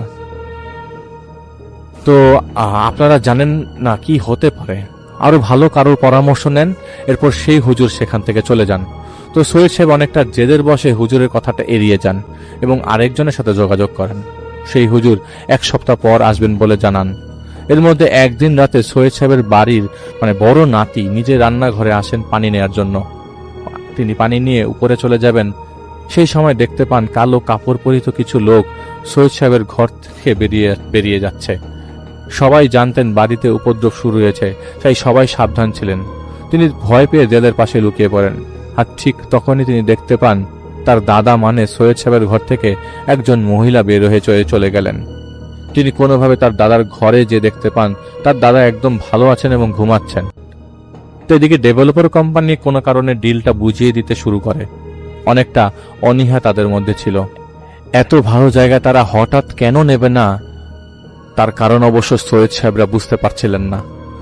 তো যেই হুজুর আসার কথা ছিল তিনি তাদের বাড়িতে আসেন, হুজুর বাড়িতে প্রবেশ করেন এবং আগে সেই উত্তর দিকের সেই জায়গাটায় যান যেখানে গর্ত করে কিছু পুঁতে রাখা দেখা গিয়েছিল আর কি। তিনি সেখানে দাঁড়িয়ে থেকে তার সাথে আসা 4 জন লোককে দিয়ে মাটি খুঁড়ে 47টা তাবিজ, যা কাগজে লিখে সুতা দিয়ে বাঁধা ছিল, বের করেন এবং একটা পচা গলে যাওয়া ষাঁড়ের মাথা বের করেন। এরপর তিনি বাড়ির মূল গেটের ডান পাশ খুঁড়ে সেই ষাঁড়ের মাথা কাটা শিংগুলো উদ্ধার করেন। তারপর তিনি অন্যদিকে একটা গর্ত খুঁড়ে এক পোটলা কাপড় উদ্ধার করেন। সেই পোটলা খুলে দেখা যায় বাড়ির 34 জন সদস্যের সবার শরীরের কাপড়ের অংশ ছিল, সাথে ছিল একটা তাবিজ। যেই তাবিজটা খুলে দেখা যায় অনেক লেখালেখি করা, 34 জনের নাম লেখা এবং একটা নকশা আঁকা, যেখানে দেখা যাচ্ছিল একটা ভাঙা বাড়ির উপরে শয়তানের একটা পা দেওয়া, অপর পায়ের নিচে উর্দুতে লেখা খা যাও, মানে এদের ক্ষতি করো। এরপর সেই হুজুর এই সমস্ত জিনিসপত্র নষ্ট করে দেন। হুজুর কিন্তু একবারও সেই বাড়িতে প্রবেশ করে তাদের ঘরে যে বসেননি। তিনি বলেন ওই ঘরে যে বসা যাবে না। তিনি বাড়ির বাইরে অবস্থান করছিলেন। সকল কাজ সম্পন্ন করে তিনি সৈয়দ সাহেব তার ছেলেদের এবং নাতিদের ডেকে আনেন। তিনি বলেন, দেখুন, টাকা পয়সার ব্যাপার স্যাপার, কেউ হয়তো ক্ষতিটা করছে, ক্ষতিটার জোর অনেক, আপনাদের আরো বড় বিপদ হতে পারে। এদের এখানে পাঠানো হয়েছে লাশ ফেলার জন্য। আমি এই 3 কোণার জিনিসগুলো তো নষ্ট করে দিয়ে যাচ্ছি, কিন্তু ওদের শেষ কোণার কাজটা এখনো বাকি। যে কোনো দিন সেটা তারা করতে পারে। আমার পরামর্শ, আপাতত কিছুদিন আপনারা বাড়ি থেকে দূরে থাকুন, সময় অনুকূলে এলে তারপর সব ঠিক করা যাবে। তাদের বাড়ি মুন্সিগঞ্জে, তারা পারেন সেখানে যেয়ে থাকতে, কিন্তু সৈয়দ সাহেব বলে দেন তিনি তার বাসা ছেড়ে যাবেন না। হুজুর সেখান থেকে চলে যান। আসলে কি সৈয়দ সাহেব সিচুয়েশনটা বুঝতে পারেনি, এটা তাদের ভুল ছিল। হুজুর চলে যাওয়ার পর সৈয়দ সাহেব তার এক পরিচিত লোকের মাধ্যমে 2 জন হাফেজকে বাড়ি এনে রাখেন, যেন রাতে তারা কোনো কোরআন শরীফ সব সময় পড়েন। এটাও একটা ভুল কাজ ছিল। রাতে তারা যেন ঘুমাতে পারেন এবং হাফেজ 2 জন কোরআন পড়ে যাবে, যাতে করে কোরআন পাঠের কারণে কোনো জিন না আসে। 2 দিন পর সেই হাফেজদের একজন বাইরে বেরিয়ে হাঁটছিলেন। তিনি হঠাৎ টুংটং শব্দ পাচ্ছিলেন, যেভাবে কংক্রিট ভাঙার শব্দ আসে যন্ত্রপাতি দিয়ে, তেমন। তিনি তো জানতেন না পুরো সমস্যা কি। তিনি জানতেন 2 জন জিন উৎপাত করে। তিনি শব্দের পেছনে ঘুরে আবার সেই উত্তর দিকে সেই গর্তের দিকে যান, যে দেখতে পান আরেকজন হাফেজ যিনি ঘরের ভেতর ছিলেন তিনি পড়ে আছেন রক্তাক্ত হয়ে। কিছু মানুষরূপী জানোয়ার তার শরীরটাকে আছড়ে মেরে যাচ্ছে। তিনি ভয় পেয়ে দৌড় দিয়ে ঘরে চলে যান, কিন্তু সেখানে তিনি দেখতে পান সেই হাফেজ একদম ভালো এবং কোরআন পড়ছেন। তিনি কাঁপতে কাঁপতে যখন সেই ঘটনা শেয়ার করলেন, ঠিক তখনই তাদের দরজায় সপাটে বাড়ি মারার শব্দ হতে লাগলো এবং তারা স্পষ্ট শুনতে পেল ঘের ঘের গলায়, চলে যা, নইলে তোদের কেটে টুকরো টুকরো করে জ্যান্ত পুঁতে দেব। তারা 2 জনই চিৎকার করতে থাকে এবং তাদের চিৎকারের সাথে সাথেই সেই রুমের দরজা ভেঙে যায় কোনো ধারালো কিছুর আঘাতে, এবং কোনোভাবে তারা পালিয়ে যায় সেই বাড়ি থেকে। তো এদিকে 2 জন হাফেজের চিৎকারে বেশ কয়েকজনের ঘুম ভেঙে যায়। প্রথমে তারা ধরেছিলেন যে হাফেজরা ভয় পেয়ে পালিয়ে গেছে, বাড়ির নামে বদনাম রটে যেতে পারে, কোটি টাকার ডিল ভেঙে গেলে ক্ষতি, এজন্য উল্টে সেই হাফেজদের তারা চুরি করে পালানোর দোষ দেয়। কিন্তু তাদের এই কথার ভিত্তি ছিল না।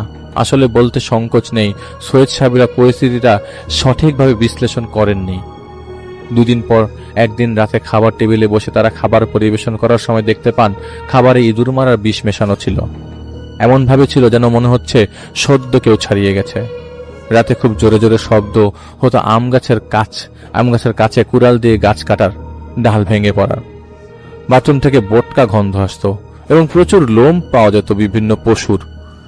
তো সৈয়দ সাহেবের নাতিদের বাচ্চারা প্রতি রাতে ভয় পেত, ভয় পেয়ে কেঁদে উঠত। তাদের শরীরে আঁচড়ের দাগ পড়া শুরু হয়। এসব কারণে সৈয়দ সাহেবরা নাতি বউদের তাদের সন্তানদের বাড়ি ছেড়ে চলে যান, কেননা প্রচন্ড নিরাপত্তাহীনতায় ভুগছিলেন তারা। বাকি লোকরা চলে না যাওয়ার পেছনে কারণ ছিল জেদ। তাদের মনোভাব ছিল তাদের বাড়ি থেকে তাদের তাড়ানোর সাহস কার তারা দেখে ছাড়বেনি। একটা কথা আমি জাহিদ বলতে চাই, কিছু সময় আমাদের অনুকূলে থাকে না, অপেক্ষা করে সেই সময়টা কাটিয়ে দেওয়া উচিত। এটা জাহিদ ভাইয়ের মেসেজ। আমরা আশরাফুল মাখলুকাত, কিন্তু তারপরও তো ক্ষতির শিকার হয়ে যাচ্ছি অজ্ঞতার কারণে। আপনি যাকে চোখে দেখছেন তার সাথে পারবেন শক্তি সামর্থ্যে, কিন্তু যাকে দেখছেন না তার সাথে শক্তি প্রদর্শন করে কিছুই হবে না। বুদ্ধির প্রয়োগ করে তাকে হারানো যায়। জাহিদ ভাই এত বছর ধরে এই কাজগুলো করছে, কখনো এই ভুল করেনি, কিন্তু এখনো আমাদের মাঝে অনেকে এই ভুল করে যায়। তো জাহিদ ভাই বলেছেন, যখন আপনি এই শক্তিকে পরাজিত করে ফেলবেন, তারপর একটুখানি হিসাব করে দেখুন শেষ পরাজিত হওয়ার আগে কি পরিমাণ ক্ষতি করেছে আপনার। তার উদ্দেশ্য ঠিক সে সফল হয়ে যায়, তা হচ্ছে যে কোনোভাবে ক্ষতি করা। তো কয়েকদিন পর রাত 1টার দিকে পুরো বাড়ি জুড়ে কুকুরের কান্নার শব্দ আসতে লাগলো। বাড়ির বাইরে ঝড়ের কারণে বিদ্যুৎ ছিল না, কেন যেন সবাই ঘুম থেকে জেগে ওঠেন। কিছুক্ষণ পর থেকে তারা নিজেদের ঘরেই দেখতে পান আসবাবপত্র ওটা ছুঁড়ে ফেলা হচ্ছে এদিক ওদিক, এমনকি পুরনো দিনের বড় আলমারি পর্যন্ত সরে গেল এবং এটা সরে পড়ে যায়। তো শহীদ সাহেবের বড় ছেলে কোনো রকম ঘর থেকে বের হয়ে সবাইকে বাড়ি থেকে বের হয়ে যেতে বলেন, কিন্তু অন্ধকারের কারণে তিনি কিছু একটার সাথে হোঁচট খেয়ে পড়ে যায় এবং বিদ্যুৎ চমকানোর আলোতে কয়েক মুহূর্তের জন্য তিনি সেই কাটা মাথাটা দেখতে পান, যেটা তিনি কোরবানির রাতে রেল লাইনে সেই ভুতুরে ট্রেনের মধ্যে দেখেছিলেন। তার মানে হচ্ছিল সেই মাথাটা হাসছে এবং হঠাৎ অন্ধকারে সেই মাথাটা এসে ওনার গালে কামড় দিয়ে দেয়। তিনি চিৎকার করতে করতে উঠে যান এবং কোনোভাবে আর সবার মতো বের হয়ে যাবেন, ঠিক এমন সময়ে একটা চকচকা কুড়াল তার সামনে দিয়ে চলে যায় এবং দেয়ালে সেই কুড়ালটা বিঁধে যায়। তিনি জাহিদ ভাইকে বলেছিলেন তার স্পষ্ট মনে ছিল সেই কুড়ালের স্পর্শ তিনি পেয়েছিলেন। হয়তো 1 মিলি সেকেন্ড আগে যদি তিনি থাকতেন তবে সেই কুড়াল তার মাথায় লাগতে পারত। তারা সবাই বের হয়ে আসেন এবং প্রতিবেশীদের সাহায্য নিয়ে তারা পুনরায় বাসায় প্রবেশ করেন এবং দেখতে পান ডাইনিং টেবিলটা ভেঙে খান খান হয়ে পড়ে আছে এবং সেখানে মাটিতে চক্র আঁকা। চক্র মানে পেন্টাগ্রাম। লাল রং ছাগলের মাথা, মাটি পাতা জ্বলন্ত প্রদীপ এবং 34টি কাপড় এবং নরম মোম দিয়ে তৈরি ছোট ছোট পুতুলগুলোর উপরে সেই ছাগলের কাটা মাথা ছিল। পেন্টাগ্রামের মধ্যে আঁকা ছিল একটা শয়তানি আকৃতি, যার এক পায়ের নিচে ছিল ছোট ছোট মানুষ, অপর পায়ের নিচে ছিল সেই লাল রঙের সুতো। তার হাতে ছিল ধারালো কিছু। এটা দেখলে মনে হবে সেই শয়তান আকৃতি তার পায়ের নিচে সেই মানুষগুলোকে ভয়াবহ নজরে তাকিয়ে আছে। এটা দেখে সৈয়দ সাহেব অসুস্থ হয়ে পড়েন এবং সেদিন হাতে যা নিতে পেরেছিলেন তা হাতে নিয়ে তারা বাড়ির থেকে ত্যাগ করেন। ঘর থেকে যা যা পারেন তারা নিয়ে বেরিয়ে যান মুন্সিগঞ্জে। বাড়িটা খালি যেন না থাকে এজন্য বাড়ি থেকে একজন দারোয়ান নিযুক্ত করা হলেও কাউকেই নিয়োগ দেওয়া সম্ভব হয়নি। তো এরপর বেশ কয়েকজন হুজুরের সাহায্য নেন তারা প্রচুর তাবিজ উদ্ধার করেন, কিন্তু বাসাটা শয়তানি আলামত থেকে উদ্ধার করতে পারছিলেন না। এদিকে সৈয়দ সাহেবের বড় এবং ছোট ছেলে অসুস্থ হয়ে পড়েন। তারা চলাফেরা করার শক্তি হারিয়ে ফেলেন। মুন্সিগঞ্জ যাওয়ার পরও তারা রক্ষা পাননি। সেখানে কার বাড়িতে প্রতিদিন প্রচুর পরিমাণে মাছের ঝাঁক চলে আসত। কীটপতঙ্গের উপদ্রব বেড়ে গিয়েছিল। রাত বিরাতে ঢিল পড়ত। এর মধ্যে একদিন সৈয়দ সাহেব এশার নামাজ পড়ছিলেন, হঠাৎ বিছানা থেকে পড়ে যান এবং তিনি দেখতে পান তার বিছানার নিচে একটা অজগর সাপ। তিনি উঠতে যাবেন, সেই সময় সেই সাপটা তাকে জড়িয়ে ধরে পিষতে শুরু করে। তিনি চিৎকার করতে থাকেন, আর্তচিৎকার করছিলেন এবং চাপের কারণে তিনি জ্ঞান হারিয়ে ফেলেন অল্প কয়েক সেকেন্ডের মধ্যেই। পরে পানি ছিটিয়ে হুঁশ আনার পর তিনি সাপের কথাটা বলেন। একটার পর একটা অঘটন ঘটেই যাচ্ছিল। পরে আরেকজন আলেম দ্বারা অনেক তদবিরের পর তাদের সমস্যা কিছুটা কম হয়। প্রায় প্রতি রাতে সেই রকম চাপ সৈয়দ সাহেব টের পেতেন, যেমনটা চাপ তিনি পেয়েছিলেন সেই বিছানায় নিচে সাপ তাকে জড়িয়ে ধরার পর। দুর্বিষহ হয়ে গেছিল তাদের জীবন। অনেক দিন একজন শক্ত মানসিকতার মানুষও ভেঙে যেত। কেন এত ক্ষতি করছে? কে এত ক্ষতি করছে? কেন করছে? এই প্রশ্নের উত্তর একজন আলেম বলেছিলেন, আপনার ক্ষতি যে করেছে সে চাচ্ছে আপনাদের বরবাদি। অনেক টাকা পাবেন জমির ডিলে, এটাই সমস্যা। আপনাদের ক্ষতি আপন লোকরা করেনি, বাইরের কেউ করছে এবং তাদের সামর্থ্য আছে ক্ষতি চালিয়ে যাওয়ার। কোনো সমাধান আসছিল না। একদিন রাতে বাড়ি ফেরার সময় সৈয়দ সাহেবের বড় ছেলে এবং ছোট ছেলে দেখতে পান 4 জন কালো কাপড় পরা লোক কলস কাঁধে নিয়ে বাড়ির মূল দরজা দিয়ে বেরিয়ে গেল। তারা দ্রুতই চেঁচামেচি করতে করতে বাড়িতে প্রবেশ করে দেখতে পান একটা কাঁচা ময়দা এবং মোম মেশানো পুতুল বাড়ির উঠানে রাখা এবং তার চারপাশে মাটিতে ধারালো কিছু দিয়ে লেখা। তাদের ধৈর্যের বাঁধ ভেঙে যায় এবং একটা লাঠি নিয়ে সেই পুতুলটা তারা বাড়ি মেরে ভেঙে ফেলে। একটা বাড়ি সেই পুতুলে লাগার পর তারা বিড়ালের একটা বিকট ডাক শুনতে পায়। পুনরায় বাড়ি মারলে তারা আবারও সেই বিড়ালের ডাকটা শুনতে পায় এবার সেই ডাকটা সেখানে উপস্থিত সবার একদম পেছন থেকে আসে এবং চারপাশের গাছগুলোতে আলোড়ন শুরু হয়ে যায়। সেই রাতে একজন লোক এনে সেই পুতুল সরানো হয়। সেই পুতুল শখানেক পিন গাঁথা ছিল সেই পুতুলের ভেতর। বিচ্ছিন্ন অনেক কিছুই ঘটে যাচ্ছিল। বেশ ঘটছিল সৈয়দ সাহেব তার বড় এবং ছোট ছেলের সাথে। এভাবে 4-5 মাস চলে যায় এবং ভাগ্যের লিখনে সৈয়দ সাহেবের নাতির সাথে জাহিদ ভাইয়ের দেখা হয়।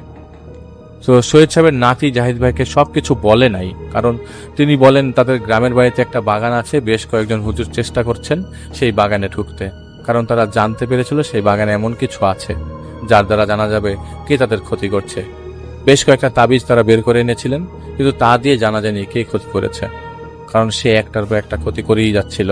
এজন্য একটা ক্ষতি কাটিয়ে দেওয়া হলেও 2-3 দিন পর আবারও আরেকটি ক্ষতি হতো। তার সাথে কথা বলার সময় জাহিদ ভাই লক্ষ্য করে কেমন জানি তাড়াহুড়া করে কথা বলছে, খুব এক্সাইটেড হয়ে, ধীরে ধীরে ইমোশনাল হয়ে পড়েন এবং তাদের সুখের পরিবারের এই হালটা তিনি সহ্য করতে পারছিলেন না। উনি চলে যাওয়ার সময় যখন জাহিদ ভাইয়ের সাথে হাত মেলালেন, ঠিক সেই সময় এক পলকে জাহিদ ভাই কিছু একটা দেখলো লাল আকাশ, ভেঙে যাওয়া একটা গাছের নিচে 4 জন দাঁড়ানো। ওনার হাত ছাড়ার সাথে সাথে জাহিদ ভাইয়ের একটা ক্লান্তি অনুভব হলো। জাহিদ ভাই ওনাকে কিছু বুঝতে দিল না। রাতে জাহিদ ভাই আমির সাহেবকে জানায় সবিস্তারে যা সৈয়দ সাহেবের নাতি জাহিদ ভাইকে বলেছেন। জাহিদ ভাইয়ের প্রশ্ন ছিল কে এইভাবে তাদের পেছনে লেগে আছে, কারণ জাহিদ ভাইয়ের ধারণা ছিল এটা হিংসা বা শুধুমাত্র ক্ষতির উদ্দেশ্য নিয়ে করা হয়নি, অন্য কারণ আছে অবশ্যই।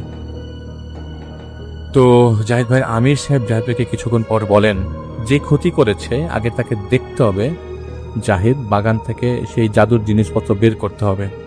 এরপর জাহিদ ভাই এরপরে আমি বলতে পারবো যে কে করেছে, কেন করেছে। তো জাহিদ ভাইকে উনি শিখিয়ে দেন নিয়ম কানুন এবং জাহিদ ভাইকে তিনি বলেন কাল আসরের পর তাদের ঢাকার বাসায় যাও, যে এখানে দেখো সমস্যা আছে কিনা। আমার মনে হয় না সমস্যা আছে, তাদেরকে ফিরিয়ে আনো সেই বাড়িতে যদি খারাপ লোকগুলোকে সরাতে পারো। যেই সমস্ত খারাপ জিনিসপত্র তুমি পাবে তা তুমি 333 বার একটা সূরা পরে ফু দিয়ে সরিয়ে সেই সব সরিষা তেলে সেই জিনিসপত্রগুলো পুড়িয়ে দিবে এবং বাড়ির উঠানে পুরাবে। জমজমের পানি ছিটিয়ে দিবে সেই খারাপ জিনিসপত্র উদ্ধার করার জায়গায়। মনে রেখো যাতে রাতে করা যাবে না, তাই আসরের পর করতে হবে এবং তোমাকে একা করতে হবে। জিনিসপত্রগুলো ধ্বংস হলে বাড়িটা কালো ছায়া থেকে মুক্তি পাবে। তো আমির সাহেবের কথা মতো পরদিন সৈয়দ সাহেবের নাতিকে নিয়ে জাহিদ ভাই সেই বাড়িতে প্রবেশ করে। তাদের উঠানে সৈয়দ সাহেবের নাতিকে রেখে সেই বাড়ির বাড়িতে ভেতর ঢোকার গেটে দাঁড়ায় এবং 3 বার ইচ্ছা করে কাশি দেয়। জাহিদ ভাই স্পষ্ট বুঝতে পারছিল দ্বিতীয় তলা থেকে কেউ তাকিয়ে আছে জাহিদ ভাইয়ের দিকে। জাহিদ ভাই ঘরে প্রবেশ করতেই ডান দিকের একটা দরজায় চোখ পড়ে জাহিদ ভাইয়ের। মনে হচ্ছিল দরজার ওপাশে কেউ দাঁড়িয়ে দেখছে জাহিদ ভাইকে। জাহিদ ভাই ভয় না পেলেও ক্লান্তি অনুভব করছিল এবং শরীর কাটা দিচ্ছিল। তো জাহিদ ভাই সেই দরজা খুলে ফেলে এবং সেটা ছিল তাদের কিচেন, এবং ফ্লোরে একটা আজ জ্বলা মোম জ্বলে যাওয়া মোম পড়তে থাকে দেখে, এবং গোল একটা চক্রের ভেতর। জাহিদ ভাই সেই মোমটা তুলে নিয়ে বাইরে ছুঁড়ে মারে এবং ঠিক তখনই জাহিদ ভাই শুনতে পায় দোতলায় দৌড় দিয়ে চলে যাওয়ার শব্দ। জাহিদ ভাই বের হয়ে তাদের ডাইনিং টেবিলের দিকে কাছে যায়। 3 ভাগ হয়ে পড়েছিল সেই টেবিলটা। জাহিদ ভাই সেই পেন্টাগ্রামটা দেখে, যে পেন্টাগ্রামটা সর্বশেষ তারা বের হয়ে যাওয়ার দিন দেখেছিল। অনেক জায়গা দিয়ে অনেক কিছু মুছে গেলেও শয়তানের মুখের আকৃতি ছিল। এবং জাহিদ ভাই জানে না যে কেন সেই সময় তার মনে হচ্ছিল তার পেছনে কেউ দাঁড়িয়ে আছে। জাহিদ ভাই ঘুরে তাকালে কাউকেই দেখে না এবং দোতলার এক ঘরে গিয়ে দেখতে পায় দেয়ালে একটা মরা পাখির শুকনো দেহ ঝুলে আছে এবং তার নিচে প্রচুর পাখির পালক ছড়ানো ছিটানো অবস্থায় পড়া। জাহিদ ভাই সেই পালক এবং শুকিয়ে যাওয়া পাখিটা বাইরে নিয়ে আসে, আর ঠিক তখনই 3-4টা পাতিল পড়ার শব্দ জাহিদ ভাই দোতলা থেকে শুনতে পায়। এরপর আরেকটা ঘরে ঢুকে জাহিদ ভাই বেশ কিছু ছোট ছোট পুতুল দেখতে পায়। আর যখন জাহিদ ভাই পুতুলগুলো তুলতে যাবে, বিকট ভাবে বিড়ালের ডাক জাহিদ ভাই শুনতে থাকে এবং আচমকা শব্দের কারণে জাহিদ ভাই ভরকে যায়। তো জাহিদ ভাই পায়ের নিচ কাছে বেদ দিয়ে ফ্লোর মারলে যেমন শব্দ হয় ঠিক তেমন শব্দ পেতে লাগে। এইবার হাতে রিংটা পরে জাহিদ ভাই পুতুলগুলো নিয়ে চলে আসে। জাহিদের মনে হচ্ছিল জাহিদের পেছনে বড় বড় দা হাতে বেশ কয়েকজন ছুটে আসছে তাকে মারবে, কিন্তু অনেক সাহস করে দাঁতে দাঁত চেপে এই তো আরেকটু দূর, এই তো আরেকটু দূর, এটা মনে মনে বলতে বলতে সেই বাড়ি থেকে বেরিয়ে আসে। এবং আগে থেকেই তিনি যে সূরাটা পড়েছিলেন সেটা 333 বার পরে ফু দেয়া সরিষা তেল দিয়ে, তারপর কেরোসিন তেল দিয়ে সেই জাদুর পুতুল, পালক, কাপড় এগুলি তিনি জ্বালিয়ে দেন। এবং জাহিদ ভাই বুঝতে পারছিল এক এক করে জাহিদ ভাইয়ের পেছন থেকে সেই বাড়ির জানালাগুলো দিয়ে বেশ কিছু কালো ছায়া সেই বাড়ি ছেড়ে চলে যায়। এবং প্রায় 3 দিন সৈয়দ সাহেবের পরিবার সবাইকে ফোনে অনেক বুঝিয়ে জাহিদ ভাই বাড়িতে নিয়ে আসে এবং তাদের বলে যে মুন্সিগঞ্জের বাড়ির পাশের বাগান থেকে জাদুর জিনিসপত্র বের করার পর একটা স্থায়ী সমাধান হতে পারে। আসলে তাদের বিশ্বাসটা তছনছ হয়ে গিয়েছিল। তারা প্রথম ভয় পেলেও পরে তারা ভয় পাচ্ছিলেন না। কিন্তু সৈয়দ সাহেবের নাতি, বউ এবং তাদের সন্তানদের সেই বাড়িতে ফিরতে আমির সাহেব না করছিলেন ততক্ষণ পর্যন্ত যতক্ষণ না তাদের গ্রামের বাড়ির সমস্যা সমাধান হচ্ছে। কিছুদিন পর জাহিদ ভাই তাদের গ্রামের বাড়িতে যায়। মাগরিবের পর আমির সাহেব আসে এবং জাহিদ ভাই কিছু নিয়ম শিখিয়ে দেয়। সৈয়দ সাহেবের এক আত্মীয় জাহিদ ভাইকে নিয়ে যান তাদের মালিকানাধীন একটা বাগানের সামনে। সেই বাগান, যেই বাগানের কথা আমির সাহেব জাহিদ ভাইকে বলেছিলেন। সৈয়দ সাহেবের আত্মীয়কে জাহিদ ভাই চলে যেতে বলে। কিছুটা নিচু জমির পাশেই উঁচু একটা জমিতে সেই বাগান। অন্ধকারের কারণে জাহিদ ভাই ঠাহর করতে পারছিলেন না কিসের বাগান এটা, ঠাহর মানে বুঝতে পারছিলেন না। ফোনের আলো জ্বালিয়ে আমির সাহেব ইশারায় জাহিদ ভাইকে ইশারা দেন যে ঢোকো। তা আমির সাহেব বলে দিয়েছিলেন যদি বাগানে প্রবেশ করেন তবে কোনো কিছুই বের করে আনা যাবে না। যদি জাহিদ ভাই যায় তবে সমস্যা হবে না। এবং জাহিদ ভাই ভেতরে কিছু দূর হেঁটে যায় এবং আচমকায় জাহিদ ভাই ভয় পেতে শুরু করে। ফোনের আলো থাকা সত্ত্বেও চারপাশ ঘন কালো রাতের মতো লাগছিল। জাহিদ ভাই আবারও 2 চোখের পেরিফেরাল ভিশনে দেখতে পাচ্ছিল কালো কালো ছায়া এসে জড়ো হচ্ছে জাহিদ ভাইয়ের চারপাশে। এবং দ্বিতীয় কিছু না ভেবে জাহিদ ভাই চোখ ঘুরিয়ে কিছু না করে বের হয়ে আসে। সেদিন আর কিছু করতে পারেনি। পরদিন মাগরিবের সাথে সাথে সেখানে যায়। তখন অন্ধকার হয়নি, আকাশটা তখনও লাল ছিল। জাহিদ ভাই ঢুকে সেই বাগানে এবং হেঁটে হেঁটে একটা গাছের নিচে জাহিদ ভাইয়ের নজর যায়। ভাঙা একটা গাছ, তার পাশে দাঁড়িয়ে আছে 4 জন লোক কালো কাপড় পরা।